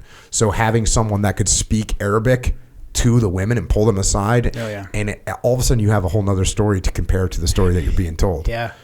So yeah, it's tough, especially in the Middle East. I mean, just women aren't going to talk to just some guy, Mm-hmm. you know. And so we really, I think, for the first couple of years there, before we actually started deploying a lot of women on the intel side, we had half the population that we got nothing from. Yeah, you know, which is crazy to think about how much of an intel fight it was. It was just like, well, half the population who's seeing everything, and in general ignored. You know, once we started really tapping into a lot of the women by training up Iraqi women or getting American women over there, then I think we finally saw like, man, these chicks are everywhere. Like, and the men ignore them. Yeah. Like they're like a piece of furniture, but they can tell you everything that's going on. To that point, having a female on target for a high-level HVT raid was almost unheard of at the time, but she played a pivotal role by conducting on-target interrogations that led to follow-on targets. It's not an understatement to say that the secretive Task Force 17 was more effective and deadly because of her efforts, and her performance directly led to initiatives that resulted in a broader implementation of females in SOF for years to come. Although their deployment was off to a busy start with frequent night raids, the task force was stood down for 97 consecutive days after a Ranger made a controversial kill on target. After waiting for over half their deployment to start working again, it became clear that the Rangers were on indefinite hold. AJ's platoon knew a change was needed. So that's one of those things. You go out on target and... I don't know the particular situation here, but a controversial kill, maybe the person was unarmed, maybe, who knows. But something like that, you kill an unarmed civilian or a controversial situation, they get stood down for 97 days. Yeah. Like, that's what happens. And I thought it was interesting that they put that in there because now, everybody knows that on a team. You're like, hey, if something bad happens, we're not working anymore. Yeah, especially that phase of the war. Oh, Heavily adjudicated, that phase of the war was. Heavily adjudicated, and it's like, well, so what are we going to do? We got to be careful about what we're doing. Yeah. So that's what they have to do. That's what they have to contend with. They work through it. Fast forward a little bit. In my opinion, you are the gold standard for females entering special operations. The gold standard, AJ told her. Indeed, on only her second combat deployment, Shannon was responsible for and credited with, quote, executing human intelligence operations in a very complex environment in support of a joint task force and, quote, expertly led an indigenous network producing many information intelligence reports which were of national significance, according to her post-deployment awards. Shannon returned home from Iraq. So just real quick on that. I mean, I kind of mentioned this early on. What it takes to put an X on a map to get an assault force to go in there is so complicated, takes so much work effort, so many meetings and reports, and the way it appears in the movies, you know, like, oh, bad guy's going to be here tomorrow night. Oh, great, cool. Let's go hit that target. That's just not what happens. It takes so much effort to make these things happen. I mean, one of my lieutenants was like, we had to beat our heads against the wall to get an operation to happen. You have to be so determined. Yeah. If you don't have determination, you're not going to execute a single mission. Like if you don't have a few people on the intel side that are completely determined to make things happen, you're not going to execute anything. Yeah, I mean, it's really the ultimate form of hunting. Like you're hunting humans, and it's hard. I mean, especially when you have a complex network of insurgents that know what they're doing, and they've got a couple of years under their belt, and they're constantly switching up their tactics. And that's another way that Shannon was able to become value added for the task force, because not only did she speak the language, she was a certified signals intelligence collector, so she could do all the SIGINT stuff. She could do the analysis that went with that, which is almost in itself, that's 3 different jobs. And then she got HUMIC qualified, so she could actually go out and run sources on her own. So she was kind of a one-stop shop. So even just as like I did human collection, but I would have to double check stuff from our SIGINT analysts and all these, she could do all of it all on her own. I had to take a terp with me. Yeah. And like she could literally do all of it. So her flash to bang on intel, I mean, that's just like you're trying to get the customer what they want. She could get it in a shorter time. And so she made herself very valuable that way. And she was obsessed. I mean, that was her thing. No, that's literally amazing. So the 3 things that you just mentioned, you have signal intelligence. You've got some type of electronic information coming in through various capabilities, and then you have the language itself, and then you have the human side of things. And those 3 things are normally 3 different people, 3 different departments. It's very hard to get, but here you have one person, Shannon, that can do all those things. Yeah. Outstanding. Back to the book here. Shannon returned home from Iraq at the end of 2009, back to a role at Support Activity 2. More women were being assigned to the teams at this point, and Shannon was not only expected to assume more leadership responsibilities as someone who had been there, done that, but also to be a mentor as it pertained to women serving in SOF. Brittany Burris was one of the women who arrived at the unit while Shannon was deployed. The first time they met was in a locker room on base. At best, it was a lukewarm exchange. Her first impression of Shannon was that she didn't like her and didn't want to mess with her. But after they talked a few times, Brittany realized their personalities were very similar. Shannon and Brittany became quick friends over the course of the next year before their next deployment, leaning on each other as one of the few females in the unit. But while they were training and preparing for the next trip overseas, major events were happening that would change the course of our war in Iraq. So now we get to Iraq 2011. Where are you in 2011? So I'm right back in Iraq. You're back there again.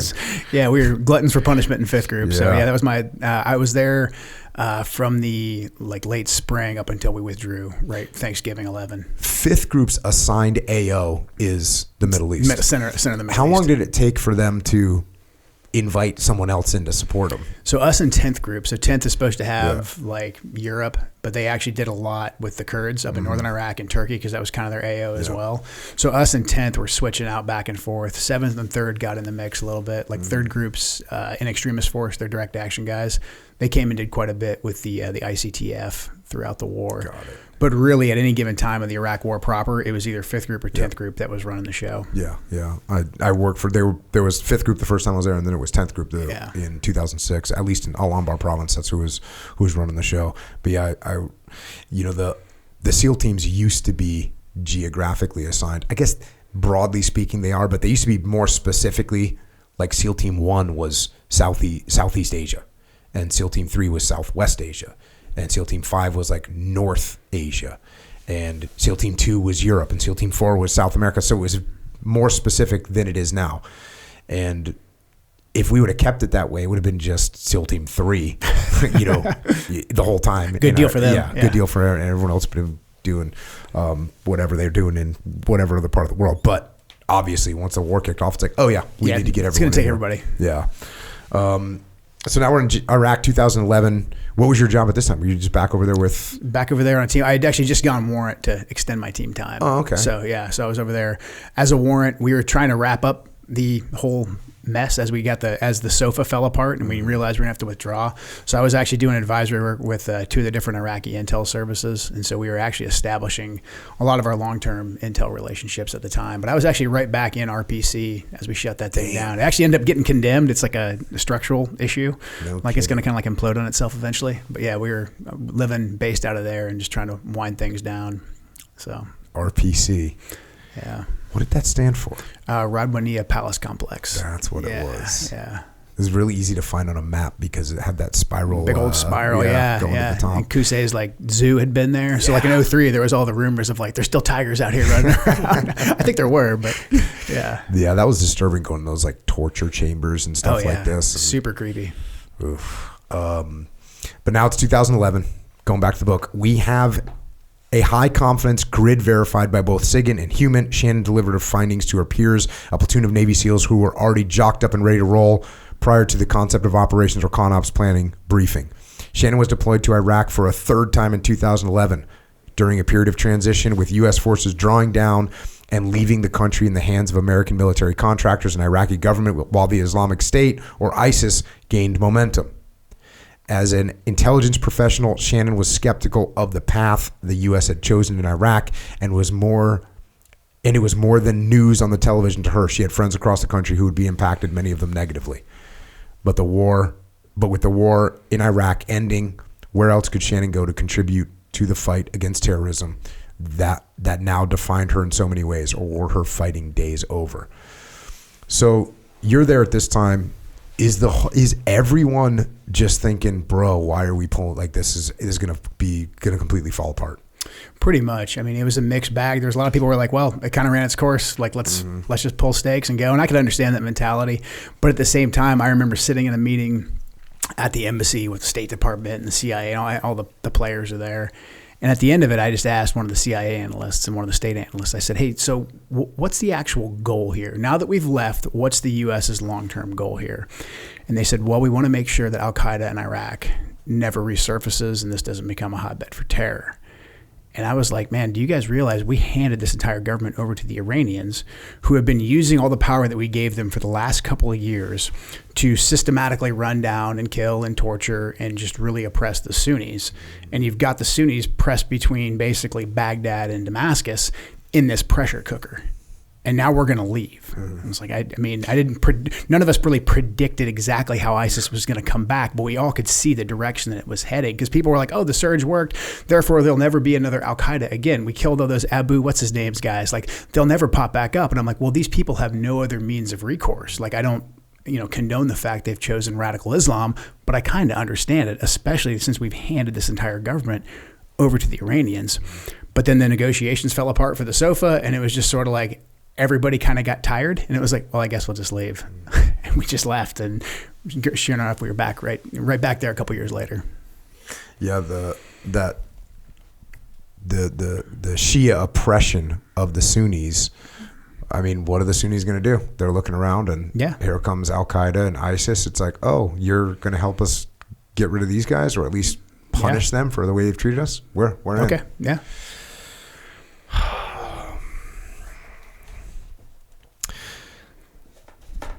Going back to the book here, fast forward a little bit. For Shannon, it would be a good last deployment to the country which she had spent so much of her adult life living and fighting.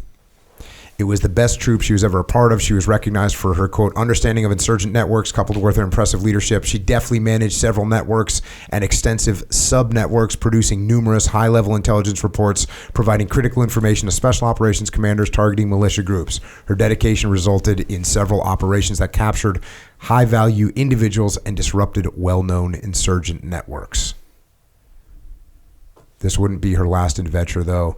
She recently volunteered for an assessment and selection course, which she would attend later that year. If she was successful, she would join the ranks of an organization that was regarded as the pinnacle of clandestine intelligence operations in the special operations community. The selection would not be easy. There are no published standards and no real way to prepare for it. Both males and females can attend, and there's only one standard, the standard, to pass and be selected for further training. Shannon had seen SEALs try out and come back empty-handed. This was a no-joke program, but she was confident that she would crush whatever they threw at her. Shannon was also recognized as the Department of Defense's Linguist of the Year. It was a prestigious honor and a meaningful validation of her skill, proof that she was playing at a different level than most others in the intelligence community. Yeah, that's to be the Defense Department's Linguist of the Year. That is some very serious recognition. And she realized that there was another group, another rung up the ladder. I think she or you guys referred to it in the book, but it's an organization that combines special operations and intelligence gathering at a very high level. And she realizes, I could go and volunteer for that and carry on this trajectory that she obviously liked. Going back to the book here, Afghanistan 2012. Shannon deployed once more with Naval Special Warfare in 2012 for her first trip to Afghanistan. She was assigned to NSW Special Reconnaissance Team 2 and tasked with supporting an East Coast SEAL platoon at a village stability operations site. VSOs were the Afghan application of counterinsurgency doctrine. Soft troops supported by conventional forces embedded with Afghan tribal elements and Afghan security forces at the village level in an effort to deny the Taliban the ability to exploit locals. Much like the Iraqi coin surge, and coin is counterinsurgency, these operations brought the U.S. into daily close contact with the local populace. The VSO portion of the Afghan coin strategy sent U.S. SOF out to live in small village outposts, living side by side with Afghans and training the village security forces at the local level. The VSO program, in conjunction with the Afghan surge, brought the subject of women in combat, in particular women in special operations, to public eye. Afghan culture segregated women from men in a more drastic way than U.S. forces had experienced in Iraq. It was culturally taboo for male service members fighting in Afghanistan to interact with local women, so the need for women in combat roles shifted from luxury to necessity. But Shannon's mission was not just interacting with local Afghan females. She had mastered the ability to blend her human and SIGINT knowledge to become a more virtual one-stop shop for painting an X on the enemy. That was a huge advantage for Shannon. With all her experience, she was assigned to a VSO site in Zabul and tasked with collecting actionable human and accompanying SEALs on operations. The team guys understood how unique her skill set was. They needed her to do what she did best, hunt the enemy. So she just rolls out on another deployment. She did, yeah. She got picked up she passed selection for the unit, but then that was right when the SEAL team that she was assigned to got orders to go to Afghanistan. And so she could have said, no, I'm going to carry on my career. But she was like, well, if they're going to combat, I'm not going to sit it out. Right. I'll go. Right. Yeah. Fast forward a little bit here. So she's in Afghanistan on this deployment. Shannon worked closely with Commander Job Price, a 42-year-old Navy SEAL from Pennsylvania and respected leader of SEAL Team 4. He'd been dealing with a lot on that deployment. Their task force had just lost 32-year-old Petty Officer First Class Kevin Ebert on a few weeks prior on November 24th. He was a Navy SEAL corpsman assigned to SEAL Team 4 and was killed in action on his second combat deployment during a firefight. At the time of his death, he was preparing to leave the Navy and pursue his medical degree and become a physician. Shortly after his death, the Taliban killed a young girl. She was around the same age as Price's daughter. Many in the task force felt like they were essentially losing the war at that point, but continued to work around the clock to the point of exhaustion. It was all they could do to feel like they were making a difference. Shannon and most of her soft and conventional counterparts were multiple deployments into the seemingly endless, certainly doomed war on terror that was over a decade old with no end in sight. The loss of teammates and the daily grinding stress of being in danger while cycling through never-ending deployments was one more thing for everyone to deal with, to suffer in silence as the mantra goes. On December 22nd, 2012, all outside communication was suddenly shut down. No one knew why their comms had been cut, but typically that only happened when a family back home needed to be notified of a death. Commander Price was found in his room with a pool of blood on the floor, still holding his assigned pistol. A picture of his daughter was missing from his desk. His death came as a shock to everyone. So this was just a absolutely terrible situation. Yeah. And Joe Price was in my sister platoon when I was at SEAL Team 2. Oh, really? And this seemed really, this was crazy to hear about, terrible to hear about, because he was just like, as a squared away guy. It was he'd gone to Ranger school as a SEAL. Oh, really? So he had a lot of rangerous tendencies. We call him Ranger Price and stuff like that. But just this was shockwaves right through the community to have the commanding officer on deployment of a SEAL team. This was just shocking. And in here, Shannon called Brittany, which is one of her friends. They talk about it, and it says, Commander Price's death was the final straw in what they saw as a series of unaddressed issues. They constantly dealt with the challenges of being a woman in NSW. Out of the approximately 400 SEALs and enablers assigned to their team, there were only 7 women, and Shannon and Brittany were 2 of them. Brittany had already been sexually harassed and assaulted during that deployment, and Shannon had faced her share of harassment too. It wasn't all bad, but they were often treated very poorly. Shannon carried that weight with her. They considered themselves tough role models, and Shannon was fierce in that regard. We need to make a pact to help people like us, Shannon said.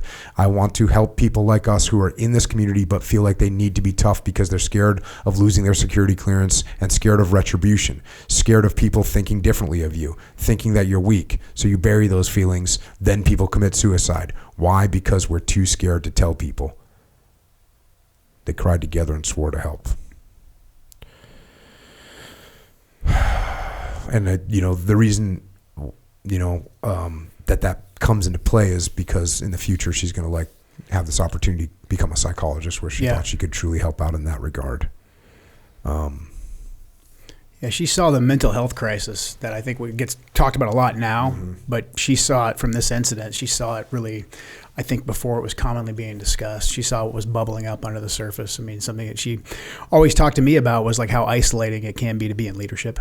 And that's, when she stood back and really thought of why would our commander kill himself? And, a lot of people were like, well, why did this even happen? This guy was so strong. He was such a great leader. How could this happen? And she said, hey, when I stood back and I thought about it, it was like, because who's the commander going to talk to? He's the boss. He's not going to go complain to the XO, to the senior enlisted guys. He doesn't have that. He can't even, reach out and touch his group of peers.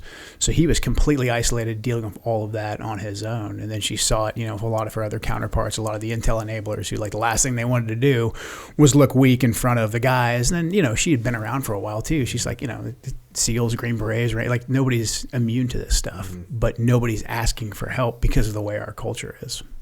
Yeah.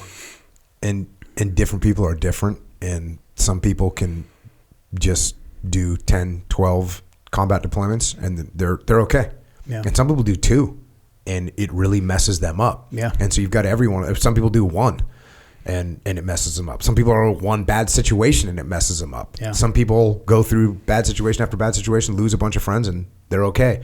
But you have this whole spectrum, and you can't just kind of cookie cutter. Yeah, exactly. Hey, okay, after 3 deployments, you need this much downtime. It doesn't work like that. Yeah. Yeah, there's no formula for it. Yeah, if you've seen X, you get Y. Yeah. It's a very human thing. It's a very human, and it varies so much. And that's probably one of the huge things that causes it to be such a problem. And people, absolutely, going and telling everyone, hey, I need a break. Like in the SEAL platoon, that's not happening. No. It's not happening. Mm-mm. Hey, I need a break right now. No. This is not happening. And guys won't say it. And if they do need a break, especially because if you're one of those guys that's messed up after 2 deployments and you're looking at your buddy who's done 6 and he's still going strong, you're definitely not going to say anything. Yeah, what are you going to do? Hey, I'm burnt out. I'm tired. It's like, no, you're not going to say anything, and you're just going to bury it. And clearly, and after I was with Job in 1998 to 2000. So I mean, I you lose track of his career. I don't even know what his career looked like, but I can tell you what it looked like. I don't know exactly what it was, but I'll tell you what it was. It was deployment. Yeah. And so, yeah, terrible thing. Great guy. Yeah. So I'm going to fast forward now to this next chapter, which, look, am I trying to sell books here for you? Maybe. But maybe we reach to a whole new audience right now, because the name of this chapter is Secret Love. Hell yeah. So the name of the chapter is Secret Love. I've never covered a Secret Love chapter here. I'm glad to be Jocko's first love story. first romance novel we're getting into, man. Well, and but as I get into it, we see where the title comes from. Undisclosed location, 2014. Anticipation and fear of the unknown was hung as thick as Virginia's humidity in July. About 20 service members met at an obscure parking lot at 8 a.m., but they didn't know anything about what was in store. What little information they did have came from a short email they'd received the night before telling them where to be and to wear business casual attire. Everyone present had already been through a 40-day selection course for this murky unit and knew to expect the unexpected. But this didn't ease anyone's nerves. It was only the first day of a course that would last about a year, and that exact duration wasn't even clear. Joe Kent was terrified of failing, but was terrified of failing, of not making the cut. For a veteran Green Beret, that was the most potent form of fear he was capable of feeling. There was no time to dwell on that, though. Time to fake it till you make it, he told himself while attempting to make small talk with the classmates. Suddenly, the sound of metal on metal broke the silence. Joe turned to see a blue Nissan pickup truck strike a car. His eyes focused on the driver, a gorgeous, athletic, strawberry blonde that was in the driver's seat. A flash of familiarity washed over him. I know her. Maybe 2007? Shannon. Shannon said without missing a beat. She looked right at Joe with cool blue eyes, grinned, shrugged, and then quickly corrected her parking. She jumped out of the truck and walked to another group of students like any other day at the office. Damn, she's cool, Joe thought. He had thought about Shannon on and off over the years and returned to Iraq several times, hoping he might run into her again. He promised himself that he wouldn't let her get away. Go talk to her now, Joe thought. As he approached, their eyes met, triggering the same spark of familiar comfort he felt in Baghdad all those years before. This was the woman who gave him a brief reprieve from the angst of the war in his 2007 deployment to Iraq. As she approached, Shannon looked at Joe like she was almost expecting to see him. She was the one who got away, Joe thought. But now here she is, 6 years later, competing for a slot in the same unit I'm trying to get into. He wasn't surprised she found a way into the qualification course for this outfit, considering her skill sets, but it still felt serendipitous. I can't believe that parked car jumped out and bit your bumper like that, Joe said. That shit'll buff out, she replied. Joe let himself laugh out loud, maybe a little too loud. Her cool, devil-may-care demeanor confirmed he was talking to the right girl. I'm Joe. Were you in Baghdad 2007? He extended his hand, which grasped with a firm handshake in return. I remember. So there we start the secret love.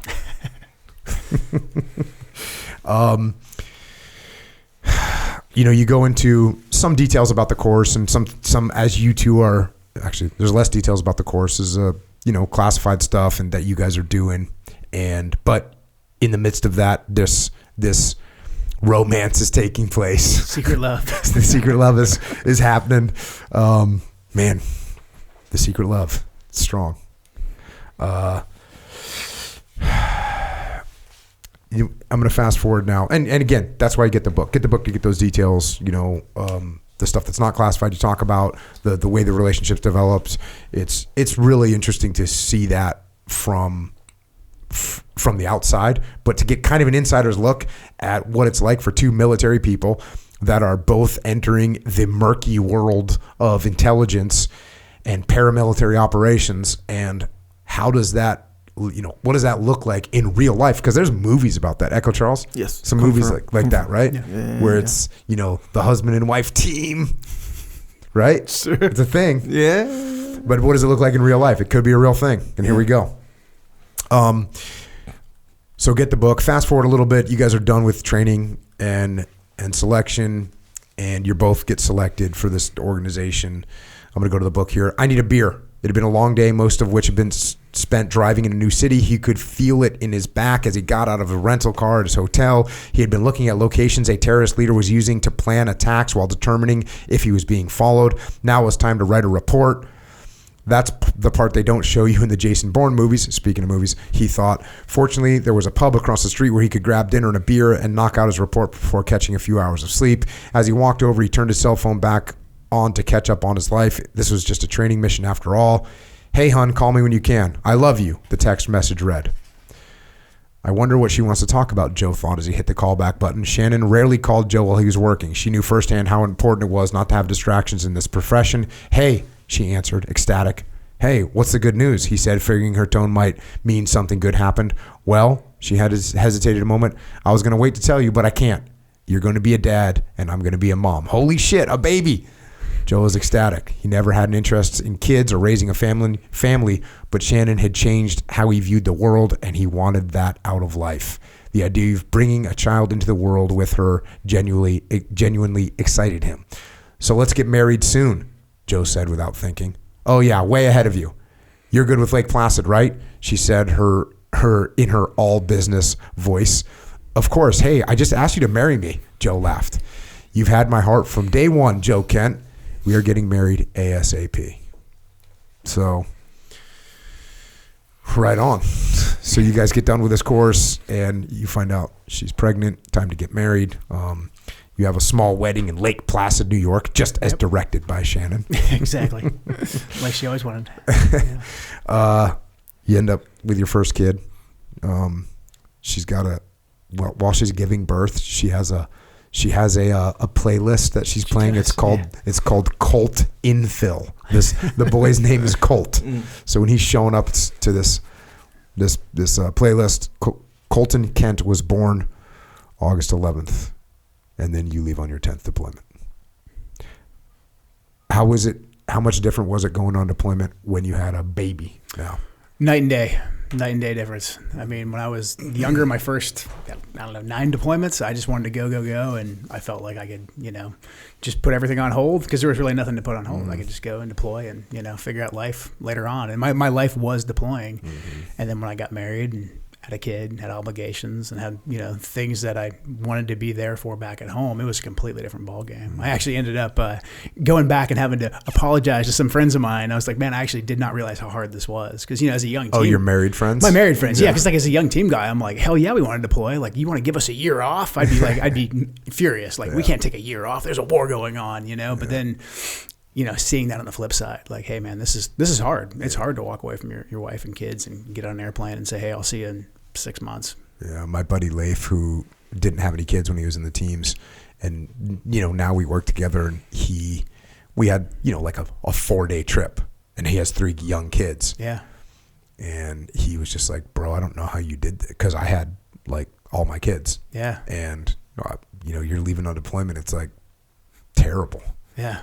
And I know I you just miss so much of all those highlights of growing up. You just miss them. You just miss them all. Yeah. Learning to walk, learning to crawl, learning to swim, first this, first that. Yeah. It's like you're not there for any of them. Yeah. If you're lucky, you get a text or a picture. And other than that, it's like you're not there. So that was your 10th deployment. Did you start reconsidering your job? I didn't. I just, that was what I was born to do in my mind. I honestly didn't even look at any other options, after, being in SF and then going to the unit and, eventually transitioned over to the CIA. That was what I did. I figured Shannon would, stay in the intel world too, and we'd be able to make our careers and make our families around that. But that was just kind of me justifying it in my own head. But yeah, I definitely had that initial, like, hey, maybe I shouldn't be doing this. But then I immediately, pushed that off into a corner of my mind and said, no, your role here is to go fight our wars. Yeah. And I've had that conversation as well with many people, which is guys have been deploying, like whether it was in the ancient days where a sailor is leaving on a ship for 4 years or 6 years. Yeah.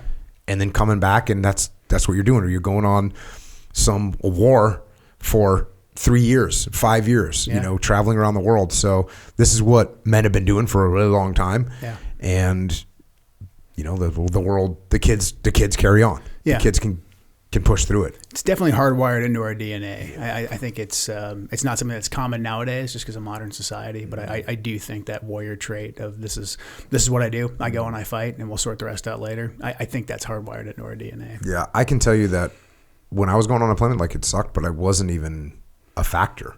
Yeah. That's what you gotta do. It wasn't like a thought like, well, what am I going to do? That was the same way. It's like, well, I'm going to do my job. This is what I do. Everyone knows what to do. The date's on the calendar. We get on the airplane. See you when I see you. Yeah. That's what's happening. Fast forward a little bit. Actually, fast forward a pretty good chunk here. Shannon is with some doctors. All right, Shannon, thanks for making the time to see us today. We have some answers explaining why you felt so awful. Shannon nodded her head, anxious for him to go on. We confirmed you have thyroid cancer, which isn't surprising since your diagnosis puts you at a higher risk, the doctor said. Getting right to the point, Shannon couldn't help but show emotion. Tears ran down her cheeks. There are a few different treatment options, but the most direct way to deal with this is to conduct a biopsy and cut it right out. Shannon composed herself and straightened her posture. Well, let's cut it out. Shouldn't be a big deal, right? I have stuff to do.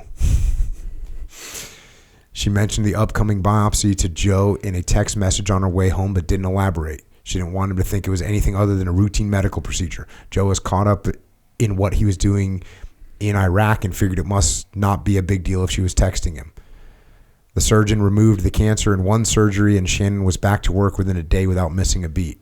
On top of being a special operations combat veteran, a mother, and a wife, Shannon now added cancer survivor to her list of titles. She sent Joe another text message, this time with a photo of a noticeable laceration across her throat, freshly stitched. Got a touch of cancer cut out, she typed in a blunt follow-up text. Joe was instantly worried. He had no idea it was that bad. He asked if he should go home, but Shannon insisted it wasn't a big deal and she could take care of it. Dude. Yeah, that was her. I mean, she said, factor. She said something about like a doctor's appointment, maybe a biopsy, and then like the next day or two, she sends me that picture, and it's like this fresh. I mean, because cancer, thyroid, like they cut right into your throat, so it looks like somebody tried to slit your throat. And she's like, got the cancer cut out. I was like, wait, what I missed? Do I need to come home like cancer? And she's like, no, we're fine. Like, yeah, just no factor, no big deal. What year is this? This is 2016. And you're just still doing these deployments. Yeah, I'm right back in Iraq because the counter ISIS fight's going on. So we're right back over there, basically as we predicted in 2011. And this is before we decided we were actually going to drop the hammer and go into Mosul. So we were in that weird period where there was like the trench warfare going on. Yeah. There was the Iranians were playing there as well. ISIS was still sending suicide bombers in. So I was kind of working between Baghdad and Kirkuk, but. Just for me, it felt like what I'd been doing for most of my 20s and 30s at that point. What was the gap between 2016 in Iraq? Yeah. Like, what was the longest time you spent out of Iraq? It was that gap right there because I left Thanksgiving of 2011 when we properly withdrew. God, so you show up 5 years later. 5 years later, and you're just like same shit. The same shit, man. Except for now ISIS holds entire towns, which Al Qaeda in Iraq never did. Yeah. It was like, so we actually made things even worse. And all the guys that we trained, with the exception of the ISOF, like the trillions of dollars we spent there, the nearly 5,000 dead Americans, these guys surrendered. And now we have to reconstitute and rebuild an Iraqi army. I was just like, man, this is ridiculous. We've got to do things differently. But no, and then at the time, it was just so absurd because ISIS had captured most of the equipment that we had given the Iraqi army. So they've got like U.S. stuff. And so we were occasionally doing bombing missions, like to bomb the U.S. stuff. Like it was just absolutely ridiculous. Just like the military-industrial complex, self-licking ice cream cone. But it's obviously a real threat because ISIS has now taken over large swaths of multiple countries. There's terrorist threats in America and in Europe. So it's like, well, we're back here and we have to deal with it. At the time, Obama basically had no tolerance for us going really hot and going kinetic. So it was just like, we're here, we're collecting intel, we're kind of doing some ops, but there was no will from higher for us to actually just take care of it and cut the cancer out. All right. So after 4 months, Shannon's declared permanently cancer-free. Awesome. And you're coming up on your 20-year mark. And Okay, just hitting some highlights here. Shannon's pregnant again. So you got a lot of stuff going on. As the arrival of your second son is getting closer, you get asked if you can deploy again for your 11th deployment. Of course. Yeah. And this is where it kind of sucked that Shannon was like familiar with the whole deal, because she knew that you didn't really have to go. Like, you're at the end of your career. Yeah. You can be like, yep, I'm going to, get my medical stuff taken care of. Yeah. And I'm going to, I need a little twilight time. I need to ramp down. She knew all that. Yep. You couldn't be like, hey, I got to go. Yeah. She knew you were full of shit. Yeah, exactly. Yeah. And she didn't like it. Yeah, usually it helps that I could be forthright with her, but this was a case where it did not help me at all, because there was another deployment that came up, and they did need some of my skill sets, but at the end of the day, they could have picked somebody else. But like, my commander asked me if I could go, and I couldn't say no, right? Like, I'm really important, so I got to go over. And she was just like, you are so full of shit. Like, you just got home. Like, I'm pregnant again. Like, so this deployment did not go over very well with Shannon. Yeah. Shannon did not take the news well. She worked in the same community, so there's no bullshitting her. She didn't need to. She knew I didn't need to go, and was unhappy with this decision. I get it. This is you. This is one of the reasons I love you, but I'm not happy about it. You'll have to figure out how to be you without this someday. It felt like he just returned from his last deployment. So this, you going on deployment again, and we had mentioned, when Joe Price killed himself, how that she recognized this problem psychologically with so many guys, and so there's a PhD program that she hears about, and she decides she's going to go try and get this PhD, get her PhD in psychology, and like help out the community and in that manner. Fast forward a little bit. It says Joe's final deployment came and went. He did not save the world or win the war on terror. Maybe they didn't need him so bad after all. That was like, I have a big star next to that, because that is something to keep in mind. Like, and this happens in the SEAL teams, and it's like, you think that the machine needs you. Yes. Yeah. But the machine doesn't need you, and the machine is going to carry on, and you do your duty, and then you get done with your duty. Carry on. And I had a friend that was an Aussie, and he was like SAS for a very long, like over 30 years. And, he was getting to that point where he's going to get out, and I could see, and I said, hey bro, I'm going to tell you right now, the SAS is going to still be the SAS. Right. It doesn't matter if you go to work tomorrow or not. Yep. And that's a rough truth, because we all think it's about, like, I'm so important, I have these skills, no one else. It's like, nope. Yeah. So you did not save the world. Did not. No. June 21st, 2017, baby Josh was born. And Joe had been promoted to Chief Warrant Officer 3 the year before, so his number for some sort of bureaucratic staff purgatory assignment would be inevitably called. He had plenty of vacation to burn and decided to quit while he's ahead, concluding what most in the military would characterize as a legendary career, the kind almost anyone who had served would envy. That's affirmative. He figured he could find some kind of work in special operations or intelligence community when he retired, and could continue to contribute to the fight. With a plan in place, Chief Joe Kent requested to retire from the U.S. Army and move on to the next chapter with Shannon and their 2 boys. So you make the call. All right, I'm going to get out. Now, did you think about going to the OGA with paramilitary at that time? Yeah. So you already had a plan. I had a plan. I had 100% So plan. So I'd already like changing shit. I'd already spent all my like SF team time, and then I bought more team time by going warrant. And then about the time I was getting looked at to do admin at Special Forces Group, I went to the Special Operations Unit that Shannon and I met at. And then I had a good run there, and I was a CW3. And so at some point they were going to make me do actual officer stuff. And I was like, well, my 20-year mark is just hit, and so I'm going to go. But I had already worked with those guys a good deal over in Ground Branch. And it's, I mean, for people who are outside the world, it sounds like super murky and secret squirrel, but it's pretty common. I mean, Ground Branch recruits heavily. out of the special operations community. And so if you've been there for 20 years, you know guys that were over there. I knew our mutual friend, Brian Hoke, and some other guys, some of my other former teammates were already over there. So I had it all planned out. And, as you'll get into it in the book, or if you buy the book, Shannon knew exactly what I was planning. Yeah. It wasn't a secret. So you had all that going on. Yeah. Meanwhile, the Uniformed Services University of the Health Sciences Department of Medical and Clinical Psychology runs an American Psychological Association accredited doctoral program that produces certified clinical psychologists for service in the U.S. Army, Navy, and Air Force. The Navy provides funding for only 2 doctoral students per year to attend this prestigious program, and those slots are highly competitive as they are open to anyone who has at least a bachelor's degree, including civilians and enlisted Navy personnel alike, and are fully paid for. Passing the admissions board is crucial for acceptance into this program, but applicants must also be eligible for and meet the standards of a commissioned naval officer. This is required even if you are already serving in the Navy, as accessions standards for commissioning as an officer are different from retention standards in the military regulations, the former being significantly more stringent than the latter. So she's going to apply for this program. I mean, taking 2 people out of the Navy, that's ridiculous. Obviously, a stringent program to get your doctorate. Yeah. She goes through a whole series of interviews and this big application progress. Fast forward a little bit. Joe was getting ready for work when he heard Shannon shout, "Holy shit." She popped out of the bathroom and handed Joe her phone.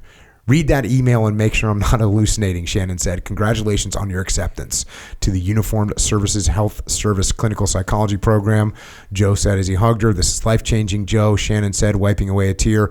"I can stay with the boys and have a job that matters. This is everything." So, awesome. I mean, just so awesome. And that's one of those things where when you're applying for a program like that, like I applied for the officer program.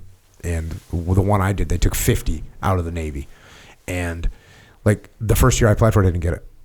And there's nothing you can do. It's just a big bureaucratic machine. Yeah. And so when I got picked up the next year, it's like, again, you're very happy because it's something you have very little control over. Exactly. Like, so for her to get picked up, like I guarantee 30 totally awesome qualified applicants, at least probably, if not 300 totally awesome qualified applicants that for whatever reason. Now look, she must have had a hell of a record at this point with her experience and everything. And actually it's in the book, some of the things that she wrote about why she wanted to do it. She talks about Commander Price and like it's awesome. And I'm sure she was a front runner, but nonetheless, it's a bureaucratic machine. Big time. Yeah. And you don't have, it's not going to be fair. Let me just say that. It's not like a selection process where you can like make sure you're the fastest runner and you've got the mentality. It's like at some point you put your packet together and you hand it to a bunch of dudes and they make the call, know? Now she's all stoked, you're all stoked. And then it turns out that in her medical record, they didn't screen it closely enough the first time. And because she had cancer, even though it was completely gone, she's not eligible for the program. Right. It's that it's literally a catch-22, which is insane when you think about it, because you have people in the Navy who the Navy says, hey, you guys are good enough for us to keep, for us to send to combat, for us to do whatever we want to do with you. But if you want to move a rung up, we're going to hold you to the standards we'd hold somebody coming off the streets. So technically she wasn't able to qualify to be assessed into the military, but she was good enough for retention standards. Damn. So literally a catch-22, incredibly frustrating. Yeah. So she's fighting it. She's writing letters. She's trying to get these things changed. They always say there's a waiver for everything in the military. Like you got some kind of an issue, you can find a waiver, you can find a way around it. So she's trying to find a way around it, but she's literally being told this is not possible. Right. So it's a tough fight. Meanwhile, back to the book here, her unit's next rotation to Iraq and Syria approached, and Shannon knew she was fit for combat. Since the clinical psychology program wasn't happening anytime soon, she had a choice to make. She was in an all-volunteer special operations unit, and no one forced her to do anything. If she didn't want to go, all she needed to do was say the word and transfer to a different unit. It wasn't lost on her that if her commission had been approved, she wouldn't even need to consider going to combat again. Shannon's sense of duty was ultimately overwhelming. Her unwavering commitment as a leader to both her comrades and the nation was something she couldn't shake, no matter how conflicted she felt. She came to the resolution that, with the psychology program off the table for now, she would deploy and do her job, whether that was a part of her and Joe's life plan or not. I just don't see any way I can avoid this deployment and still look myself in the mirror, Shannon told Joe after dinner one night. Shannon and Joe weren't so different from each other. They would always go if asked, no matter what, no matter the consequence. They lived by Isaiah 6:8. Whom shall I send, and who will go for us? And I said, here I am, send me. It was that simple for both of them, but also represented their most significant marital conflict. So the tables got flipped. Yeah, exactly. I mean, just directly flipped. Yeah. And now you're looking at her, and she's getting called to go back again. And same thing. She knows she can walk away from the unit and say, I'm not deploying anymore. Yeah. How old is your youngest at this time, Josh? 1. Yeah. So she could easily say, yep, I'm done. And how many years did she have it at this time? Like 15, 14? Yeah, 15 years. Yeah, I mean, she easily could have, but we had that very discussion right there, and I, as much as I didn't want to support her on it, I couldn't argue with the logic, because she was like, look, I've been going to war, my entire adult life, and every time I've deployed, half the guys have had fathers, or have had kids. They've been fathers, and they've gone over there. And so what am I going to say? Am I say, well, no, it's different because I'm woman? And she's like, that logic doesn't make any sense. And I was like, well, actually, I agree with that logic. I think it is different because you're a mom. And she was like, I understand where you're coming from, but that just doesn't make it. I can't justify that to myself. And if you were me, you'd be saying the exact same thing. And I couldn't argue with that logic. And also, I mean, I had deployed so much and she had deployed so much. It was pretty easy for us to talk ourselves into like, hey, it's just another deployment. Mm-hmm. Like, what's the big deal? Mm-hmm. It's not that big. We'll be fine. 6 months on the other side of this, everything will be back to normal, just like it was the last couple of times I deployed, just like it was for all of our adult lives up to that point. So there was definitely a lot of anxiety and tension initially, but once we accepted it, we were both like, well, this isn't our first rodeo. Mm-hmm. Like we can handle this. Yeah. And the atmospherics in the world at this time. This is now 2018, late 2018. Yeah.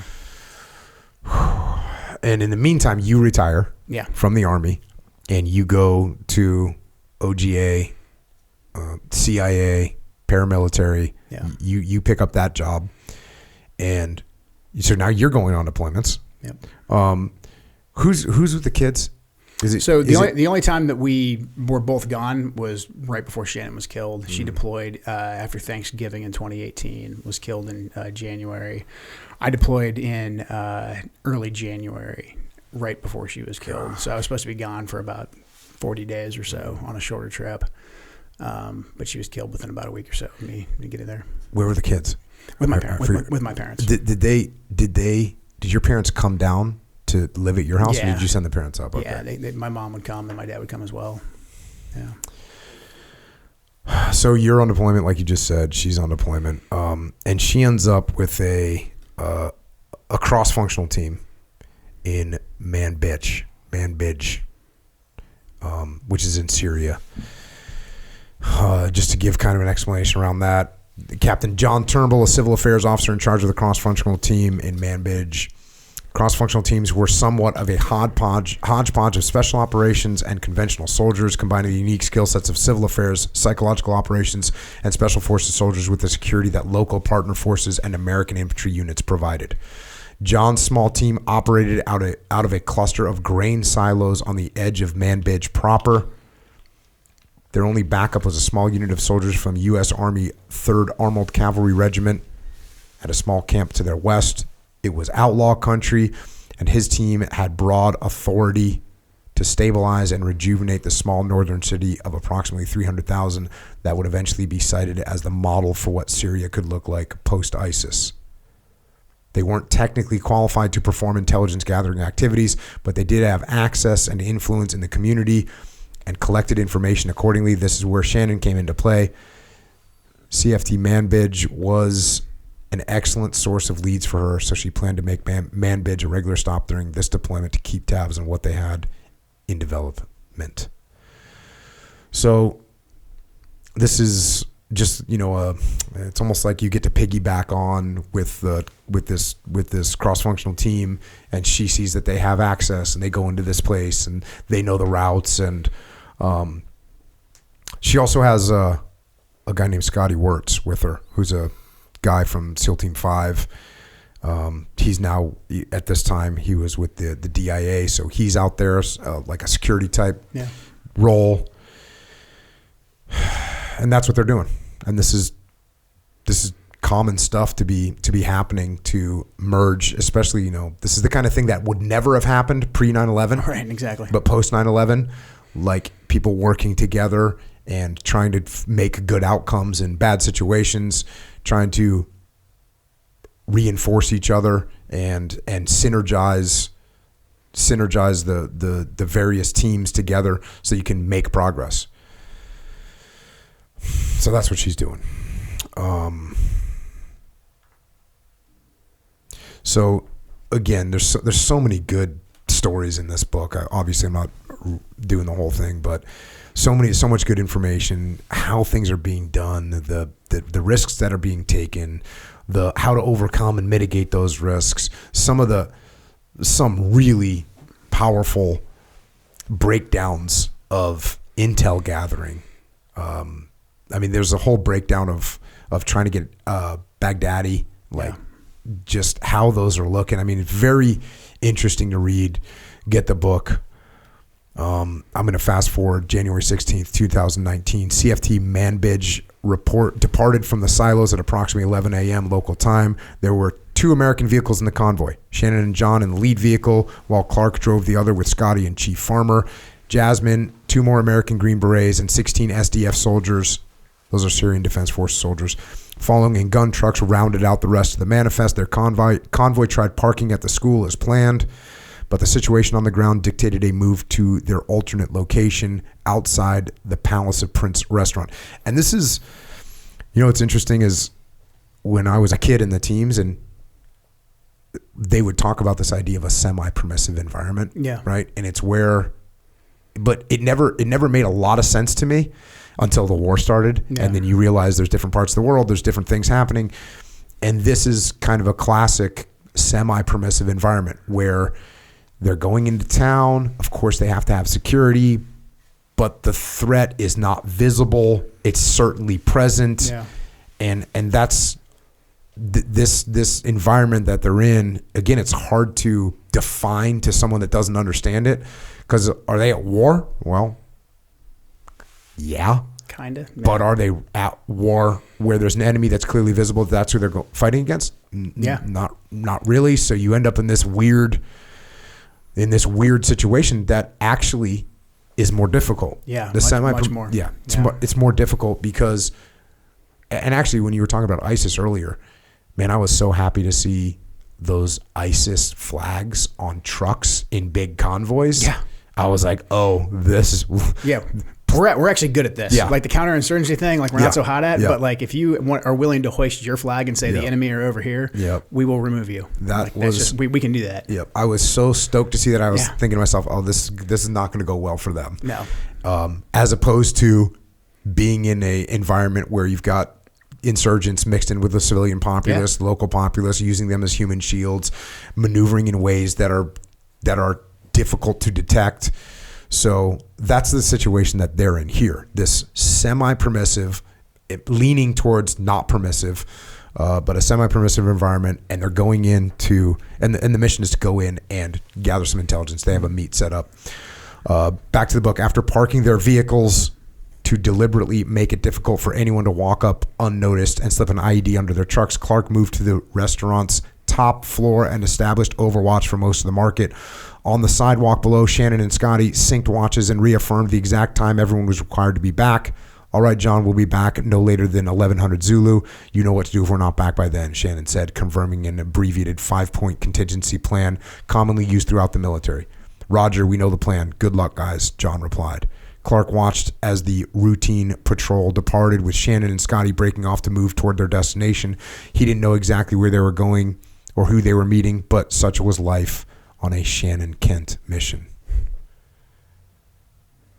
Fast forward a little bit. Pulling security during the daytime in a bustling city market is nerve-wracking. They were surrounded by 2- and 3-story buildings, all with their own windows and doors that could open at any time. You never know what's truly going on or who might be watching you from afar. Clark felt uncomfortable but couldn't put his finger on what it was. Then he noticed something outside the window. 4 or 5 guys were literally staring him down, not talking. They didn't seem very friendly, but they weren't doing anything that could be considered hostile either. Little did he know, ISIS had started planning an assassination in December of 2018. They wanted to use a suicide bomber to hit the American soldiers in Manbij, who had been causing so many problems, so they imported operatives from Aleppo who linked up with local contacts that were already patrolling the city looking for a chance to attack. They finally saw an opportunity on the 16th of January. Clark moved back down to the street so that one of the Green Berets could go inside and use the bathroom. As the Green Beret came out to relieve Clark, they saw Shannon and Scotty on their way back to the restaurant, along with the rest of the element that had been out on foot patrol. They regrouped out front as the vehicles were prepared for movement. Clark was standing next to his truck, ready to go, talking to one of the Green Berets and an SDF soldier.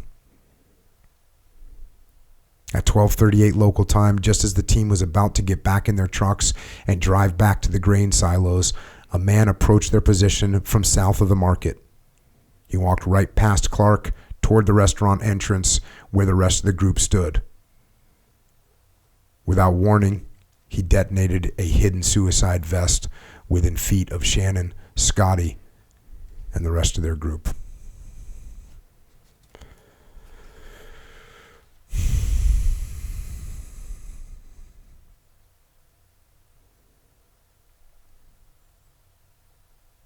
Senior Chief Petty Officer Shannon Kent, loving wife, daughter, sister, friend, and mother of 2, was killed in action alongside Special Forces Chief Warrant Officer 2 Jonathan R. Farmer, loving husband and father of 4, former Navy SEAL Scott A. Wirtz, and Gadir Tahir, an American working as a civilian interpreter.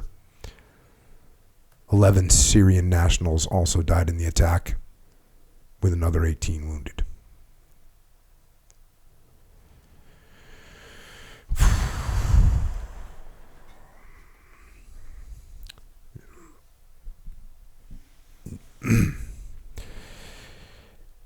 Yeah, that's the difficulty in these environments is that you have to be right all the time, and they only have to be right once. That's right.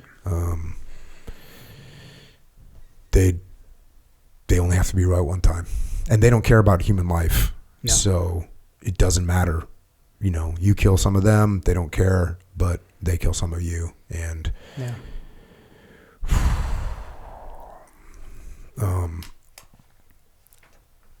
And of course, meanwhile, while this is happening, you're on deployment, you're working your new job, and we'll go to the book. This is how you find out.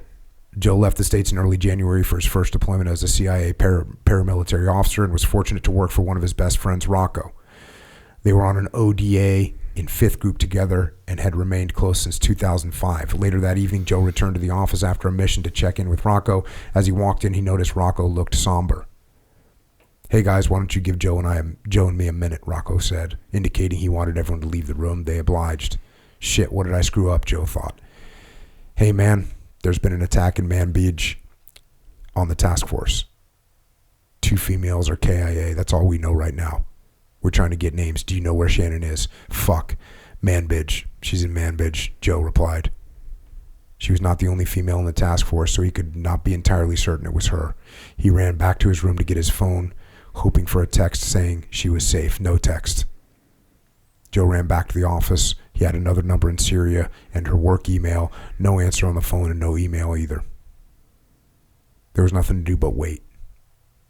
At one point, Rocco looked up at Joe from his computer screen. He stood up and walked over. I just got an email, brother. Rocco didn't want to say the next part. He had tears in his eyes. It was Shannon. She was killed. I'm sorry, man.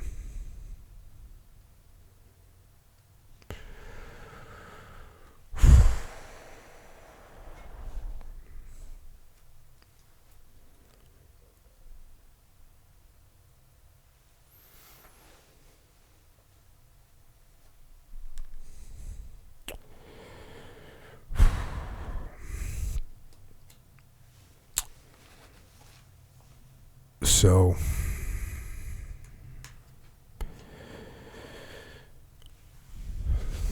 the immediate numbness and disbelief and all that. Yeah. Did you get all those? I did. But being overseas, I knew I had to get home. And I also knew that there was going to be people who were tasked with notifying Shannon's parents. So I had to call her chain of command and say, hey, I've been notified. What's the timeline for notifying her family? Because I'd never had to actually do the duties of casualty affairs, but I had to do the training. And so I knew the machinery that was taking place in the States. And I didn't want her parents to just get a random knock on the door. So I pretty quickly made the decision, I'm just going to call her mom and tell her. So I had to stay relatively focused, kind of compartmentalize a lot just to get through that phone call, get through the phone call back to my parents. And then, luckily the agency got me out of there pretty quick.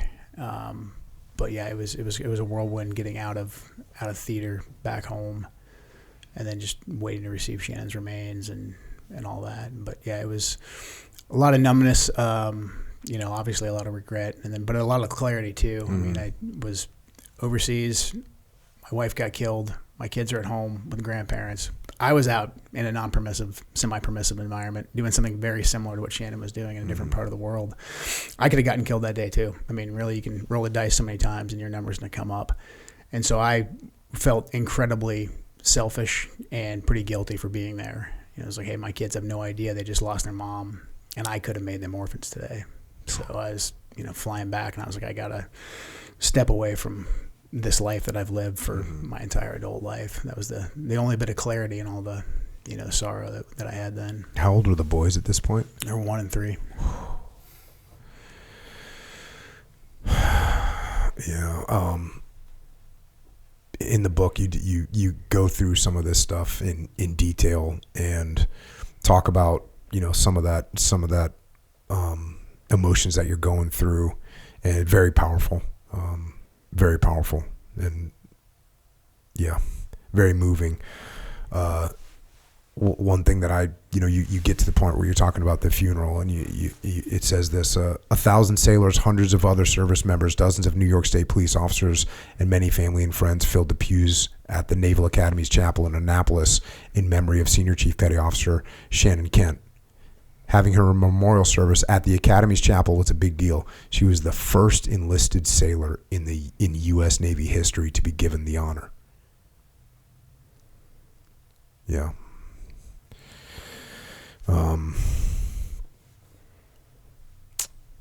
Like I said, get the book because there's just so many details of her life, and it paints such an awesome picture, so much heroism, such a look inside Spec Ops Intel. But on top of that, I often try to explain to people that the people you read out about in books, they're people. Yeah. And you in writing this book, you do a great job of painting the picture, not just of another soldier, another sailor, another Marine, but a person. And it's just it's very moving. And just to close out the book, you say this: a month after her death, U.S.-backed Kurdish forces arrested 5 members of ISIS. They were believed to be involved in the January 16th attack that resulted in Shannon's death. In a series of raids, Shannon's fellow warriors took out target after target, killing or capturing those responsible, methodically striking them down from the shadows. The violence America's warrior elite is capable of knows no bounds. If you take one of theirs, they will take 10 of yours. And so it was. The death of the man ultimately responsible for the suicide attack wouldn't bring Shannon back. But knowing a price was paid for her and her teammates' deaths was reassuring. The world is a better place without such evil in it. The world is a better place because Shannon Kent made her mark.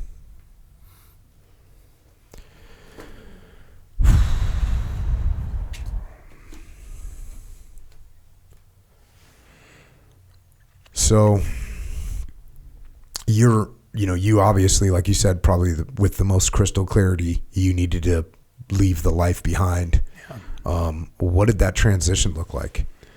It's pretty rapid. Got back and, we did Shannon's funeral and all that. And the CIA said, hey, take as much time as you need. Tell us what you want to do. They were very supportive. A bunch of other jobs I could have done there. But I know myself well enough to know that I can't be halfway in that world, that if you give me enough time, I'd find a way. Mm-hmm. I'd find a justification in my head. Right. So I knew I needed a hard break, and I needed to get my kids closer to the family.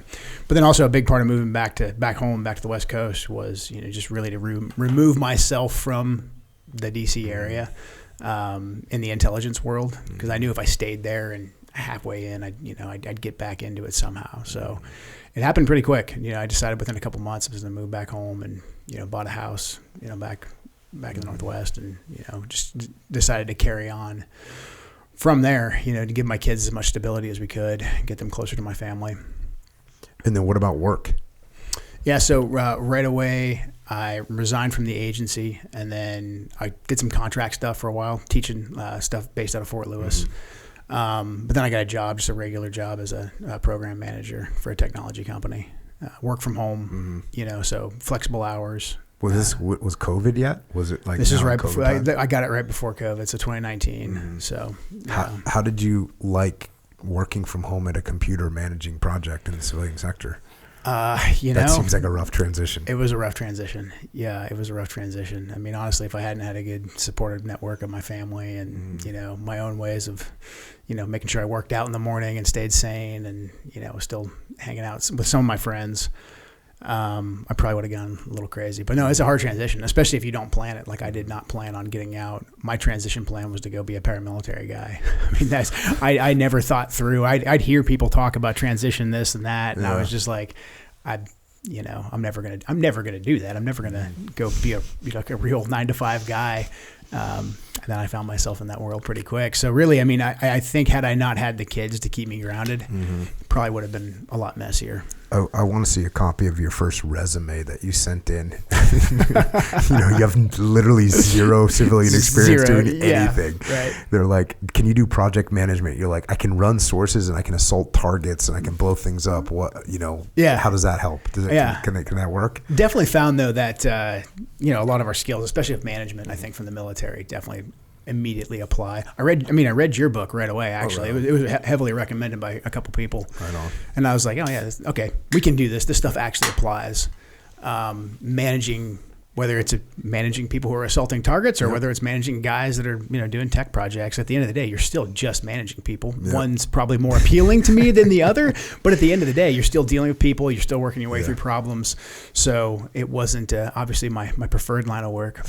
Yeah, I didn't know either because I did the last couple of years I was running the West Coast training, and so I was teaching leadership. Yeah. But I didn't think that what we were leading in the SEAL teams had anything to do with how you'd lead on the outside. And it wasn't until I went and talked to a company and talked about these principles I talked. It wasn't really because I'm standing up there talking about these principles that we use, but I didn't know how they were landing until people started asking me questions, and I started solving them the same way I would solve an assault on the target that had gone a little bit sideways. Like, what are we going to do? And literally the first question I got asked, I thought to myself, oh, everything that we know from the teams and from the military, when done correctly, applies to any leadership situation. Yeah. So you're doing that for a while. And then in 2022, you decide you're going to run for Congress. Yeah. So Just, you're a glutton for punishment. I'm a glutton for punishment, man. Yeah. Yeah. So actually, I mean, I started running in 21. It was basically, I got involved in politics really meeting Trump at Dover. Shannon was killed a month after our troops were supposed to be out of Syria. So Trump gave the order to get our troops out just before Christmas in 18 because we had taken away all the ground that ISIS controlled. So Trump did what no other president in the war on terror had done. He had actually said, like, when we get rid of all the ground ISIS controls, then we're leaving. We're not going to stay here and chase these guys around the desert for 20 plus years. Like, we've seen that. We're not going to do it again. So when we took out that last little stronghold they had, Trump said, all right, let's get the troops out. So I had a front row ticket to see how the mid to senior level bureaucrats in the intelligence community, Department of State, Department of Defense basically said, no, we're not going to do that. We're going to leave these guys here. And Shannon was there in the midst of all that friction. So there was the chaos of Mattis resigning, and then he had a bunch of downward pressure on the task force. And I could see this because I'm talking to her. We can talk on classified systems. I'm reading all the sit reps. I'm seeing the drama too at the CIA. And all the downward pressure for the guys on the ground was, hey, the boss thinks we need to leave. We need to find reasons to be here. And so there was a big pressure on those guys to go out there and like make ops happen. And so for me, I when she got killed, I was surprised, but I wasn't that surprised when I thought about it analytically, because I was like, look, man, if you're out here just fishing around for missions, like, you're doubling and tripling your opportunity for the enemy to kill you. Mm-hmm. And one of our last conversations we had, I was like, look, do not be the last person to die in a war that most of the country's already forgotten about. Like, this is a bad situation. And she knew it was too, because they had all kinds of like crazy guidance. Like, they were going to be pulled out Christmas Eve of 18. They were going to fly to Erbil because they were going to pull everybody out of Syria, and then that got fragoed because there was pressure coming down from CENTCOM for them to stay there. So I was watching all this friction unfold, and I had been pretty pissed off about the way the wars were conducted up to that point through multiple administrations as well. So I was a pretty early supporter of Trump when he went after Bush on the debate stage and said, like, we never should have gone into Iraq. We screwed the whole thing up. And so I really liked his, just kind of common sense approach to foreign policy. But then watching all of this unfold, when I met Trump at Dover, I was like, screw it, I'm going to resign from the agency anyways. Like, I'm just going to tell him how I feel. And basically, I was just like, look, you're getting it right. Like, your gut instincts are right. All the so-called experts, like, they're not. Keep doing what you're doing.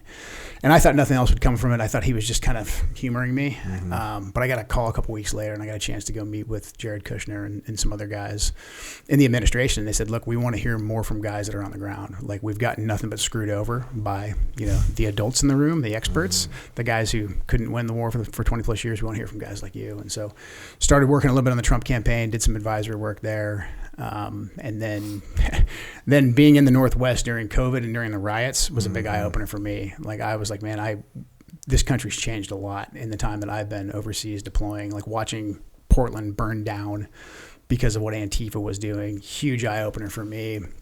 But then ultimately my congresswoman, she voted for Trump's impeachment after January 6th. And so to me, that was a real call. I was like, well, if we're ever going to get involved in politics, now's the time to do it, because the woman that I voted for is not representing, my needs. She had also voted to keep our troops in Syria. She had a pretty bad voting record up to that point, but that was the straw that broke the camel's back. And really, I didn't even intend to run for Congress. I started going to like Republican meetings, and everybody was mad that she had done this and that she had voted this way, but nobody was doing anything. And so I was looking around. I was like, is there somebody that's already like an established politician that's going to run against this lady that we can back?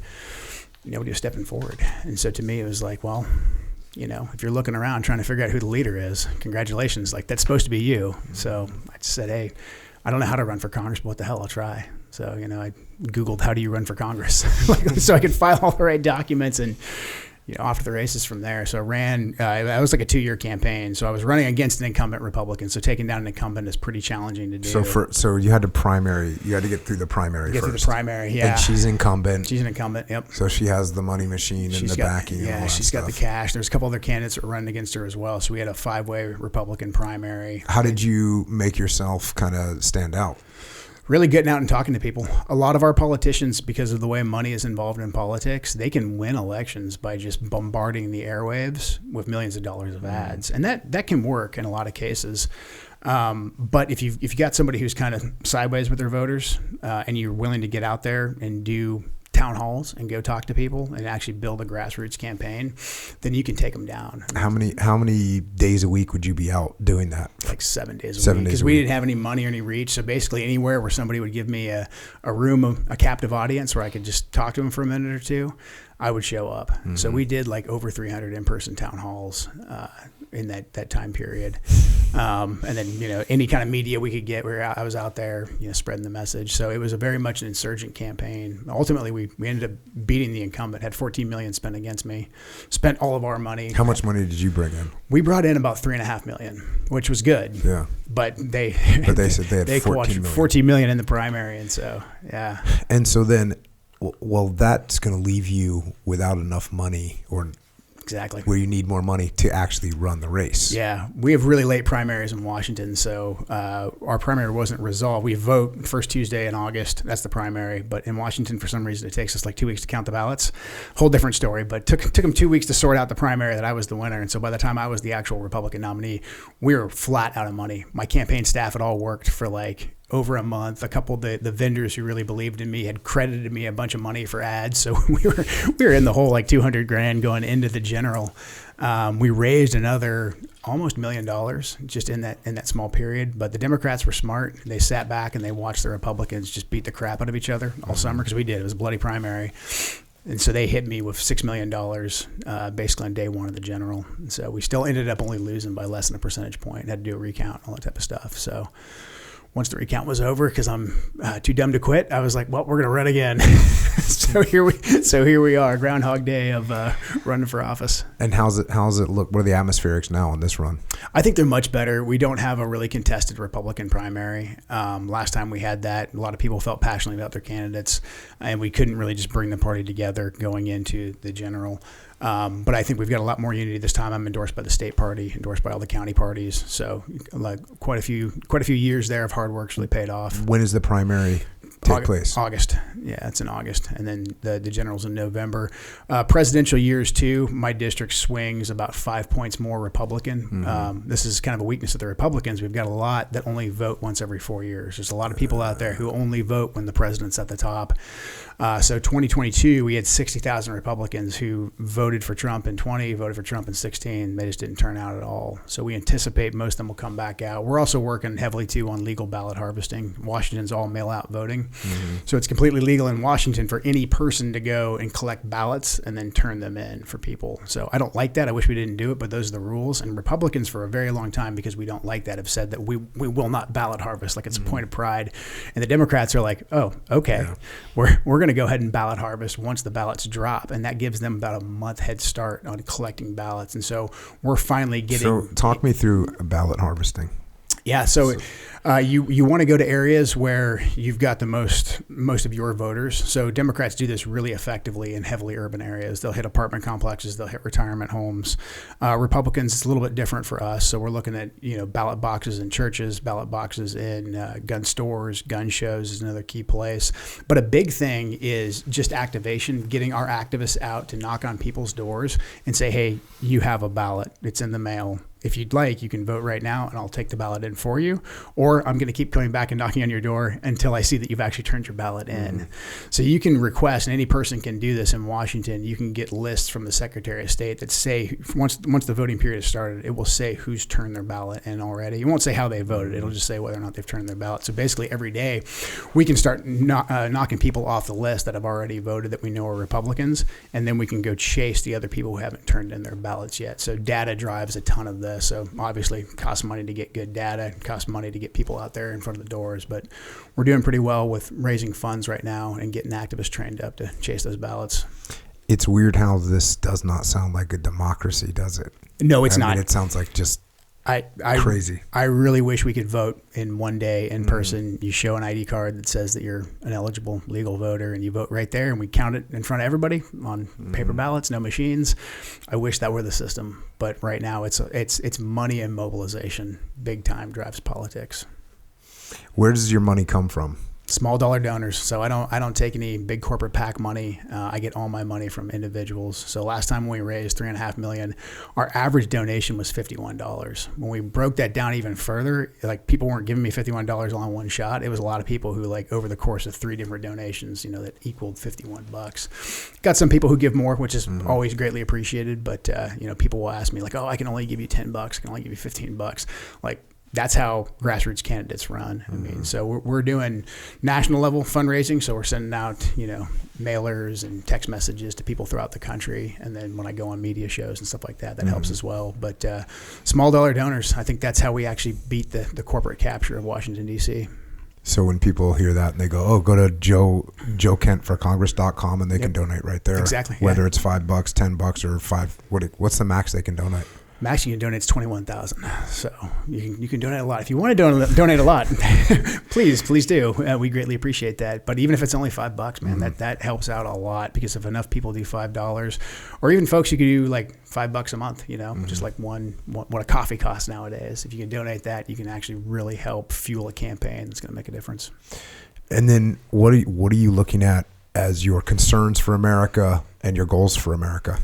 Right now, I mean, we're in such a crisis. The border, I think, is a massive crisis. I was just here in February, went down to San Ysidro, went out to Yacuba Hot Springs, and just watching that sea of humanity. It's crazy, across. right? It's an invasion. I mean, there's no other way to put it. I mean, the Iraq-Syria border was more orderly when I was serving there. I went to Yuma in 2021 when Biden first said the border was open. And then it was kind of what you would expect. There was a lot of Hispanic folks coming across. Most of them, I think, genuinely seemed like they were seeking economic opportunity. When I was here in February, I think I can count on one hand the number of Hispanic people that might be our neighbors that I saw. Jeez. The vast majority were military-aged men, Chinese nationals, ton of guys from the Middle East. They would say that they're Turkish or they're from, Indonesia, but I'd go and I'd talk to some of them. They're all speaking Arabic. The Chinese nationals, to me, all looked like SF guys that were invading a country low profile. I mean, like, none of them looked like they had just walked through the desert to get here. They were all in basically like, REI, tactical casual, clean cut, physically fit. What are these guys doing here? And so we think about 12 million illegals come into the country. With that, there's also been enough fentanyl to kill every American multiple times over. It's like 113,000 Americans have gotten killed by fentanyl. We know the fentanyl, the precursors come from China. The cartels are pushing it across the border. We can stop this. Like, it's not like a force of nature. It doesn't have to happen. If we shut down the border, we can save lives here in America. Pretty much every event I do up in my district, somebody will come up to me and they'll tell me that they lost a loved one because of fentanyl. And the vast majority of people right now that are dying from fentanyl, they're not like career drug addicts. It's people that like think they're buying an Oxycontin because their health insurance won't cover it. We're seeing it with it's getting put into the vapes and stuff now. And now a lot of it, I was just doing a ride along the other night. It's not even coming in pill form. It's coming in powder form, which means some of the stuff that's more lethal, if you touch it and it gets on your fingers, like, you can OD that way. I mean, this is biological warfare that's being waged against us. So I think the border is the number one issue. Number two issue is just our out of control spending. I mean, we're $35 trillion in debt right now because of what we've done by weaponizing the dollar with these sanction regimes throughout the entire world.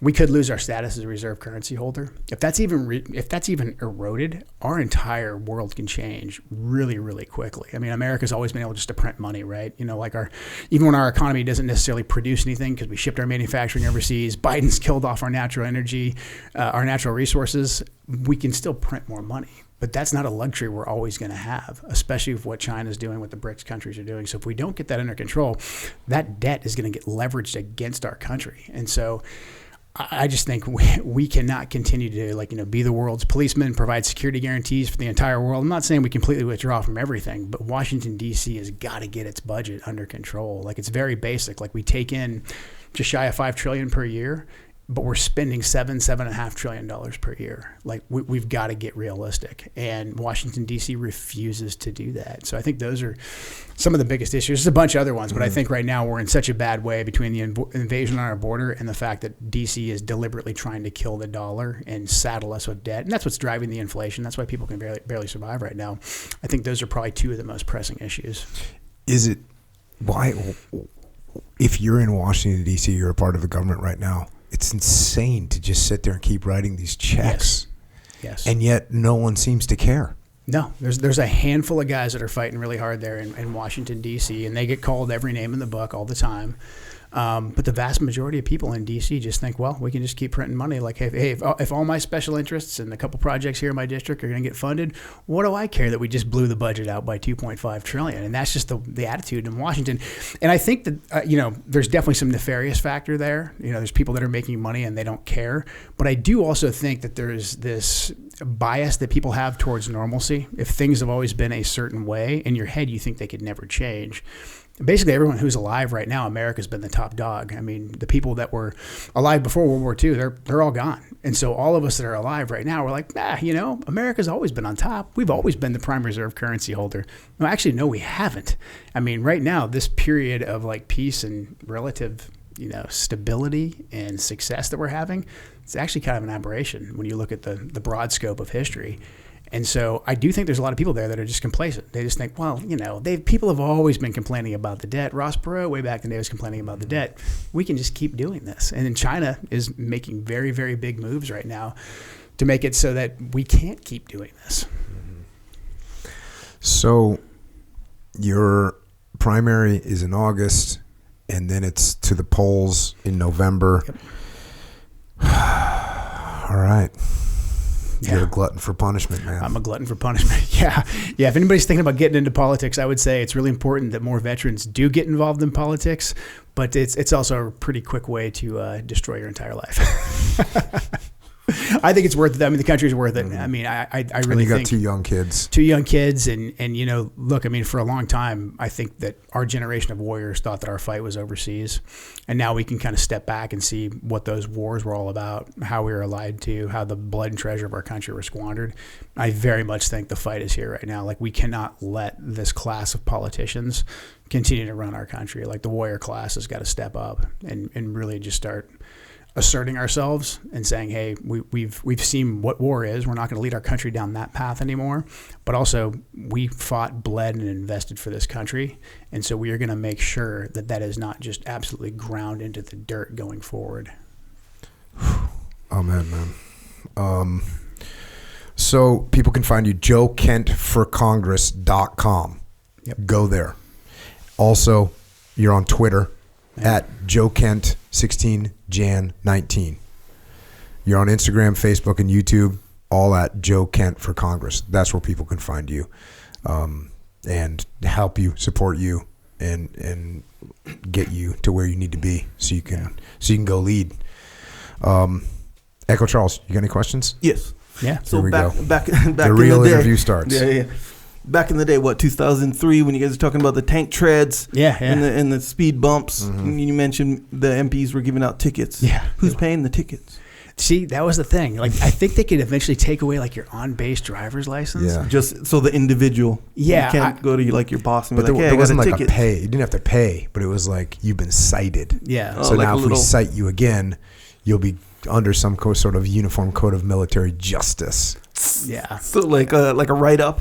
Yeah. Like the equivalent little write-up, little verbal, and a write-up. And I did have a buddy of mine who actually got a speeding ticket, and he got kind of mouthy with the MPs and he got detained. But this was on the way back from a Target, and he actually had detainees. Like, we had like one that we had come back from Target, we were back in the wire. We cross-loaded the detainees onto like some admin pickup truck, and he was driving them to like the actual, and he gets pulled over, and he's, just off a Target, he's tired, so he gets mouthy with the MPs. The MPs detain him and detain the detainees. So like our commander had to go down there. It ended up being, commander had a good sense of humor about it. But it was like, so you got detained, taking the detainees. Yeah, it was like one of those other moments where it's like, man, I think we've been here for a little bit too long.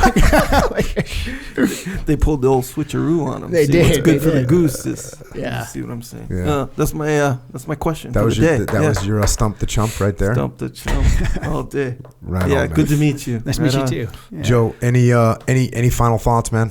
No, man, we covered a lot. I really appreciate you having me on, man. I appreciate you providing a platform for so many of us guys from, our generation's war to tell our story, man. I think it's really important. So appreciate what you're doing.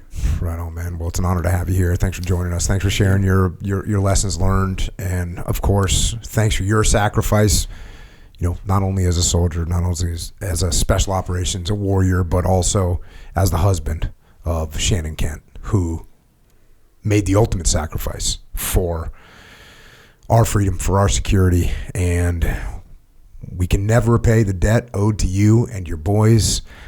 The only thing we can do is try and live good lives. Absolutely. And honor her sacrifice, man. Amen. Thank you. And with that, Joe Kent has left the building. Echo, yes. pretty awesome insight at the Intel side and the sacrifices that get made over there, the hard work that gets done. Book definitely represents that very well. So this is stuff that you kind of wouldn't know stuff about. Correct. You know, other than like what you see in a movie. Yeah. And there is some, there's similarities, right? Just like there's similarities between Top Gun, the movie, and Top Gun Dave Burke out there doing it. Just like there's similarities between Terminal List, which is a show about SEALs, and actually being a SEAL. But there are obviously things that are different.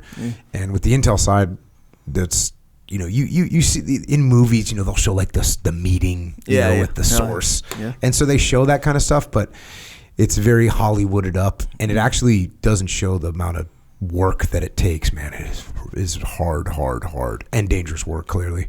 Yeah. So I thought it was awesome to meet Joe and hear these stories, and the book's great. So get the book and send me the true story of a mother at war. Meanwhile, back over here, we're trying to live good lives, trying to be the best we can. We have this opportunity. We get to do this. So let's be better. Let's make sure we are training, reading, thinking, being smart, good fuel. Check out jockofuel.com. Get yourself some greens. Get yourself some protein powder. Get yourself some ready-to-drink protein. Get yourself an energy drink. I have one right here. Yeah. These things are good. And good for you. And good for you. Across the board. jockofuel.com. Check it out. Everything that you need. Also, you got DOMs today? Yeah, full body DOMs. Okay. Thank you for asking. So what was it caused by? Well, in a nutshell, short answer, a congregation, if you will, of consecutive workouts involving gi jiu-jitsu, which I haven't done for a few months. Gi has all been no gi, and squats. Oh, yeah, so I did squats and then drank them all straight to jiu-jitsu. Yeah, that'll do it. The other day I did 10 rounds with like kind of the heavy hitters. Yeah. Yes. I know that. I was definitely feeling that one. Oh yeah, 10 rounds. Even like, you're crazy for always going 10 rounds. So what's the, generally speaking, I'm not saying to fulfill your deal, whatever. Like what, to me, I'm going to say mine, you tell me if this is acceptable. So 5 rounds to me is kind of like the minimum standard. So if you go 5 rounds, you go home and you're like, cool. Yeah, you go 4 rounds, you're like, I could have done at least 1. Sure. And then you kind of really wish you did maybe 2 more, right? Yeah. If you're at 4. You do 6 rounds, you're like, oh shit, I'm kind of feeling that. You do 8 rounds, that's a full day to me. 6 to 8, you're in the zone for sure. Yeah. You go 10, now you're just like, hey, this is like an extra credit day. That's how I feel. But let's face it, there's a whole nother variable that we're not talking about. That's who you're rolling with. Yes. Because let's face it, if you're going with the heavy hitters, and that is different. Because if you go with a heavy hitter, like you go with someone that's big and slow, you're not moving a bunch. You maintain. You got to fight something, get a little burn in your arm because you're trying to keep your. You go with someone that's moving the whole time. Yeah. Now you're getting it. So who you rolling with. Yeah. That's a big piece, bro. I'll go do 100 rounds. Yeah. You know what I mean? Yeah. Do you know what I mean? Yes, I do. And not even get a workout. Yeah. Meanwhile, I do 2 rounds. Oh, yeah. With someone that's getting after it. You might be feeling a little bit different. Well, oddly, maybe ironically, I don't know the terminology, but the times that I do 8, 9, 10, let's face it, I've only done all 10 probably a handful of times. Total, by the way. Yeah. But every single time where it's like 8, 9, 10 rounds or whatever, it's always been with that. It's, the fucking, what do you call? The heavy hitters. The one that you organize. Yeah. Otherwise, bro, who's going 10 rounds? Text comes out. Exactly right. But think about it. When you go to the regular class, who's doing 10 rounds? Kind of not everybody, you know? Well, in a normal class, Yeah. usually they'll do 5. Yeah, fine. You know? Exactly right. That's about a half an hour of work, you know? Then people got to get back to their job, their kids, there's all this other stuff going on. Right, it's true. Because you already spent some time doing the training, doing the drills, doing the learning the techniques.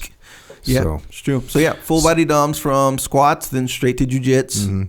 now, you were telling me something about protein the other day, like getting it in the system. Yeah. What was the bro science behind that? What do you mean? Oh, yeah. So, okay. This is from Thomas DeLauer, by the way, one of his things. So we're going to do something with him. But nonetheless, very well accomplished guy in the fitness industry. So he knows a lot more than me. So, and I listen to him. So he went over this idea. Your bro science, but it came from a legit source. Legit source, exactly right. So basically, in a nutshell, because he goes deep into it, like the the mechanisms, all this stuff. But after you work out and you're trying to get in your protein, if you ingest a high dose of protein after the workout, it'll send a bigger signal for protein synthesis, meaning you absorb the protein more. Like the signal that tells your body to absorb the protein physiologically is bigger. It's a bigger signal if you take in more. So the milk train is kind of trying to leave the building, and you got to get on the milk train all day. Is 30 grams where we're at? No, it's actually like more than that. More, yeah. I think How if many I'm more? not mistaken, I could be wrong, but I think it was like at least 60. So 2 milks. If you go 2 milks, that's 60. Yeah, boom. And then he says other stuff in there. One was with like the different types of protein. So there's like fast digesting, slow digesting. So if you do the fast digesting first, then you get the slow digesting, then you can have the fast, boom, and it's like this onslaught of just protein synthesis over time. See what I'm saying?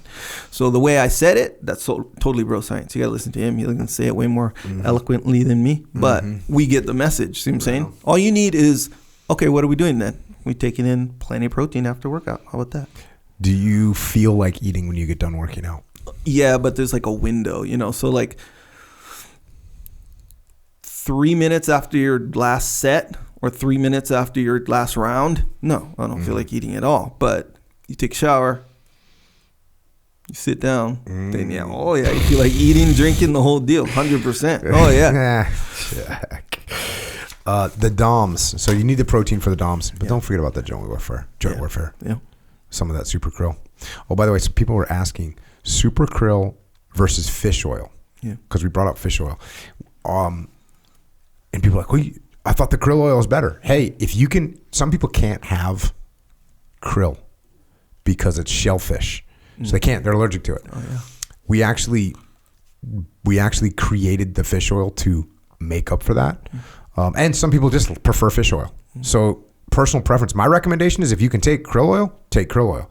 If you can't, for whatever reason, that's okay. That's why we made the fish oil.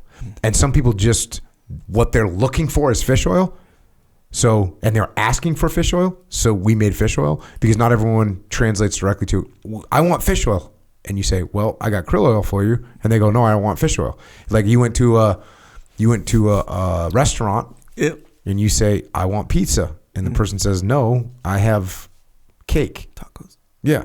You're like, well, I don't want tacos. I don't want cake. It's different. So that's what we did. But if you can handle the krill oil, then get the krill oil. But if you have the shellfish or you for whatever reason you prefer fish oil, we got you. It's all good. Yep. So wanted to mention that. Hey, anyways, you heard the deal. JockoFuel.com. You need fuel. Go get some. Also, Wawa. We got the milk. Ready to drink protein at Wawa. Vitamin Shop, GNC, Military Commissaries, AFES, Hannaford, Dash Stores in Maryland, Wake Firm, ShopRite, HEB down in Tejas. Dude, they're building like walls of Jocko Fuel. So everyone in Texas, thank you for getting after it. Same thing with Meyer up in the Midwest. Thank you for getting after it. Same thing with Harris Teeter, Lifetime Fitness. Don't forget about Wegmans up in the Pennsylvania area. They've got pallets on the floor. So go get some of that. Shields. And look, small gyms, if you got a little gym, you got a CrossFit gym, you got a jiu-jitsu gym, you got a powerlifting gym, and you want them to sell Jocko Fuel there, or you want to sell Jocko Fuel there because it's yours, good. Email jfsales@jockofuel.com. So there we go. Also, originusa.com. You heard Joe Kent mention the fact that we gave up a lot of manufacturing. We let it go overseas. Well, at Origin USA, we are bringing it back to America. That's what we're doing. We are bringing manufacturing back. We brought the freaking equipment back on ships. That's what we did. And now we got it. Americans are being trained to use it. They've been trained to use it. We had the people that had the knowledge that passed it on. So if you don't want communism in the world, if you don't like slave labor in the world, if you want America's economy to be strong, if you want the world to have a clean environment, because do you think they care one iota about the environment in China? They don't care at all. They don't care. Doesn't matter to them. And in many countries overseas, those are the facts. They don't have the EPA. They don't have any rules and regulations about what they can dump into the water or blow out their smokestack into the atmosphere. They don't have any rules. So we have rules here. There's a reason for those rules because we care about the environment. We care about our workers. OriginUSA.com. Get the best gear you can buy. By the way, best gear. By far. Just FYI. Yeah. Best gear. So, and we got new gear coming out all the time. We're getting better and better. We got new workout gear. It's awesome. So, anyways, check it out. OriginUSA.com. Go get your boots. Go get your jeans. Wouldn't it suck to wear an American pair of jeans that aren't made in America? It's like a oxy. Bro, you don't want to do that. OriginUSA.com. That's true. Go get it. Hey, one more thing. We have law enforcement jiu-jitsu training August 27th through the 31st up in Maine. So if you're in law enforcement, you got some people on your crew, you want to go train jiu-jitsu, we got a bunch of experienced jiu-jitsu law enforcement officers that are going to be up there helping teach, going through the mechanics of combatives. So please come and check that out. That is also at originusa.com. Do you know the schedule for that? Like, is that like a few times a day? Is it kind of like the camp, essentially? It's kind of like immersion camp. Also, JP Donnell's going to be up there. He's going to be talking through leadership inside law enforcement. So it's going to be awesome. It's going to be an awesome camp. Oh, okay. So check that out. Yeah, that'd be good. Also, Jocko's store called Jocko Store, where you can represent discipline equals freedom on our apparel. You know, got some cool shirts, some hats, some hoodies on there. Summer's coming up. Maybe less need for a hoodie, but we got some good stuff on there. My daughter Rana. Yeah. We were talking the other day. Oh yeah. And she said something. She said discipline equals freedom. Yeah. Or I said discipline equals freedom. But what she said was, she goes, "It's so true." Yeah. And I was like, It okay. is. Guess it landed. Yep. You know, it landed. It did land. And you get on the mats of justice, you realize it's truth. Yeah. You know? Yeah. You're not you don't feel like you're scrambling all the time for something if you've been disciplined in that little something. And that goes for anything. So Any big something. Any something is true. Because, we grew up working out. Well, I grew up like working out pretty much. Yep. When it was time to start working out, You I can started say working out. Yep. Oh, hell yeah. So, every once in a while, and this is going to seem obvious, but I think if you pause and think about it, just like Hannah did, because she's been hearing discipline equals freedom since when? Since a long time. 2015, like what? Yeah. Since she was a child. Yeah. And she, even at age 23, even at 23, she's saying that out loud. It's true. Yeah, but I would say this. The way she said it, it was almost like as if the full recognition, the full understanding came to fruition in her head. Yes, so sir. there's, Yep. imagine you're looking through a scope and there's like fog and there's some blurriness and then all of a sudden it just comes into perfect vision. Exactly. Boom. Yeah. Or like you're using your red camera. Sure. Hell yeah. And you know how it has those little lines around whatever's in focus? Focus assist. We call Yeah. that. Do you use focus assist? Is that considered weak to use focus assist? Put it this Did way. I just dime you out? No. Are Not at all. you to lose respect from the people out there? I don't think so. And if I do, hey, that's true. So I put it this way: if people deep in the industry said, "Hey, it is weak. It's weak to use focus assist," that would make sense to me. But I'm still going to use focus assist. Okay. It's assist. Well, as focus assist on the red camera, Sure. do other cameras have that? Yeah, for sure. Well, it came into focus like that for her. Yeah. Just the way she said it, she goes, "It's so true." Yep. And I was like, "Yeah, it is." Oh yeah. Yeah. And and you don't want to say that. You don't want to give your dad props, right? You know what I mean? It's hard. For After sure. 23 years, you don't want to be like, you know what? You're kind of right about this stuff. You know what I mean? Did you ever give your dad props about something? No, not. See? Yeah, actually, yeah. Like 30 years later, What was it? do it and it'll be done. Do it and it'll be done. Yeah. He made it. He got an approval. Actually, yeah. I gave him the props, and now but I give him indirect props by using a lot of his old stuff, but I never really gave him the props, which BC. actually I might. Yeah, BC, the legend of BC. Is there one more example you can give? One never know, do one. He used to always say that. One never know, do one. And what that is like some poetic way of saying like, you don't know. You just don't know, do you? Yeah. Right? One never know, do one. And then I remember thinking, bro, you sound dumb saying that, so freaking whatever. And then I say that stuff to my kids all the time. Like, you just never know. One never know. One never know, do one. That's a good idea. You know what? That kind of reminds me of the iterative decision making process. Yeah. Okay, you don't really know. Yeah. Take a little step and let's see. Yeah, and he would use it a lot of times when something would happen that like you were expecting something else to happen, and then so it just shit doesn't go all the way that you think it's gonna go every single time. That was his whole point. And then it's like it was his point after something would happen or when you're going into a situation. He'll just be like, one never know, do one. So, nonetheless, yes. There you go. But you're correct. And Hannah is correct too.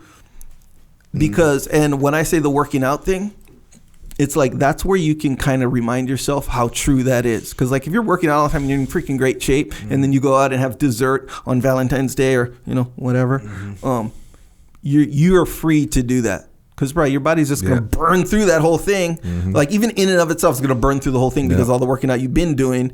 And then not to mention, when you go work out tomorrow, bro, it's going to burn through even more. So it's like literally no factor. You're free, completely free from the effects of that dessert. But if you're not disciplined, it's like, bro, that's just one more freaking stack upon stack upon stack of just terribleness onto your health. You see what I'm saying? I see what you're saying. So, gotta understand. Discipline equals freedom. Yeah. So if you want to represent, we got some cool news. We got a new design. It's out. Discipline equals Eat Freedom version 4. I saw it, and I got to admit, I liked it. Not bad, right? It's freaking squared away. Because let's face it, I'm not going to say you're off base in the earliest version. Yeah. But let's face it, my immediate modification was a big step. Improvement. It was like going from.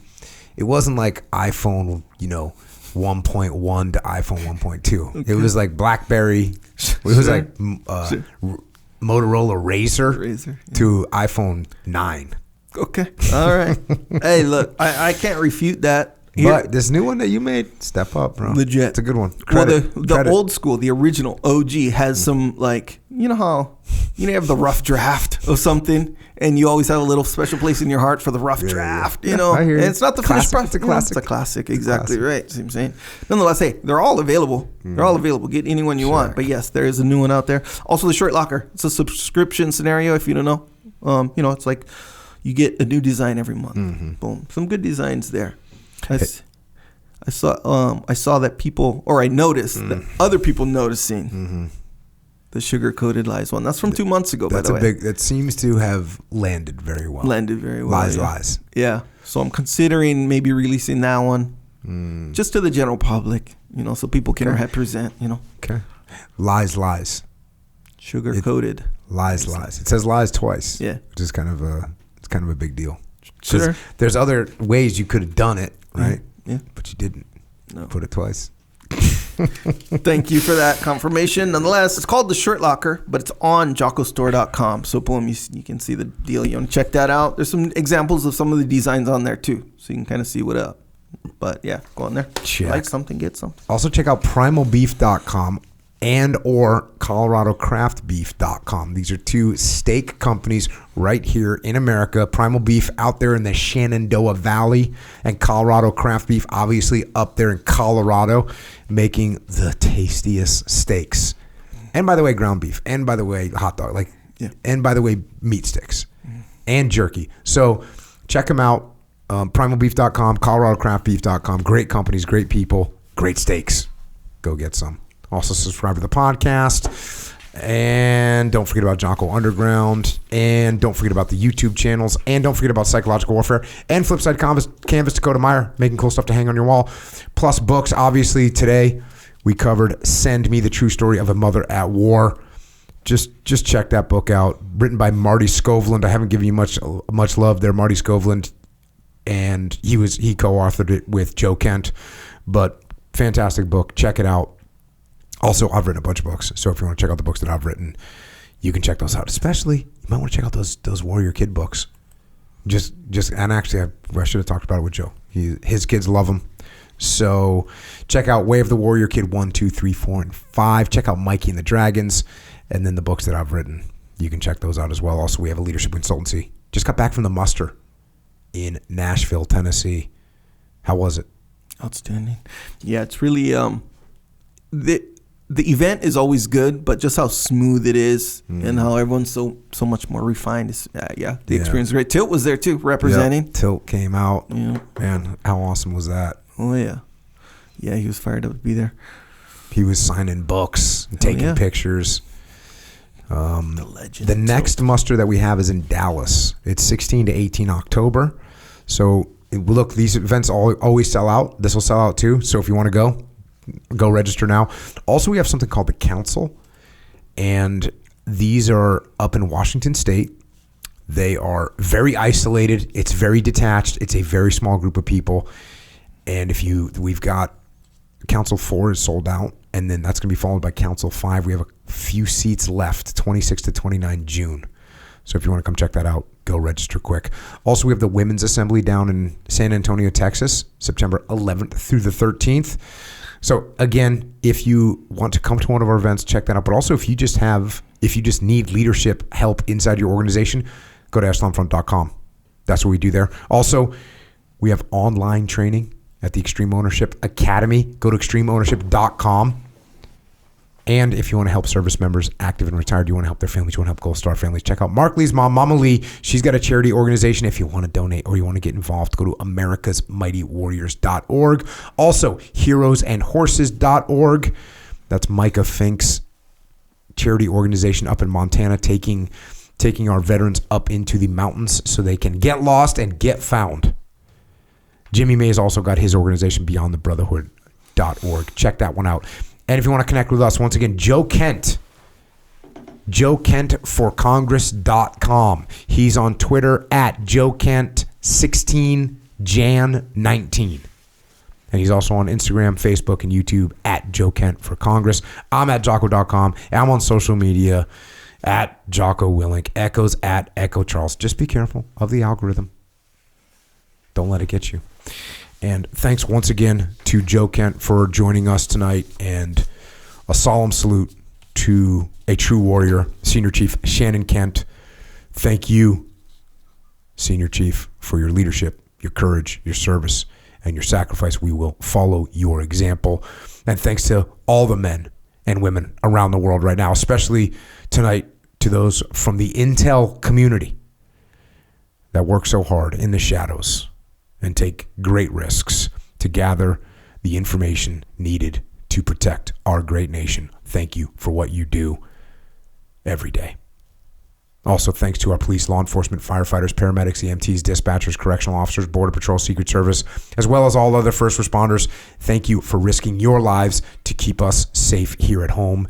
And everyone else out there, just remember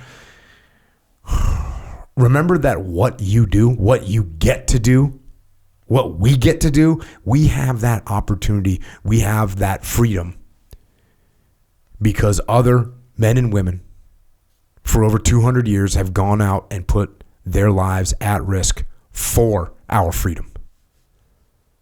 And remember that they're people. They're real people.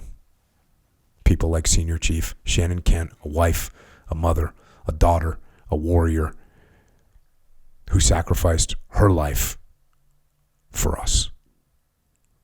Remember all those brave warriors and live accordingly. And that's all we've got tonight. And until next time, this is Echo and Jocko out.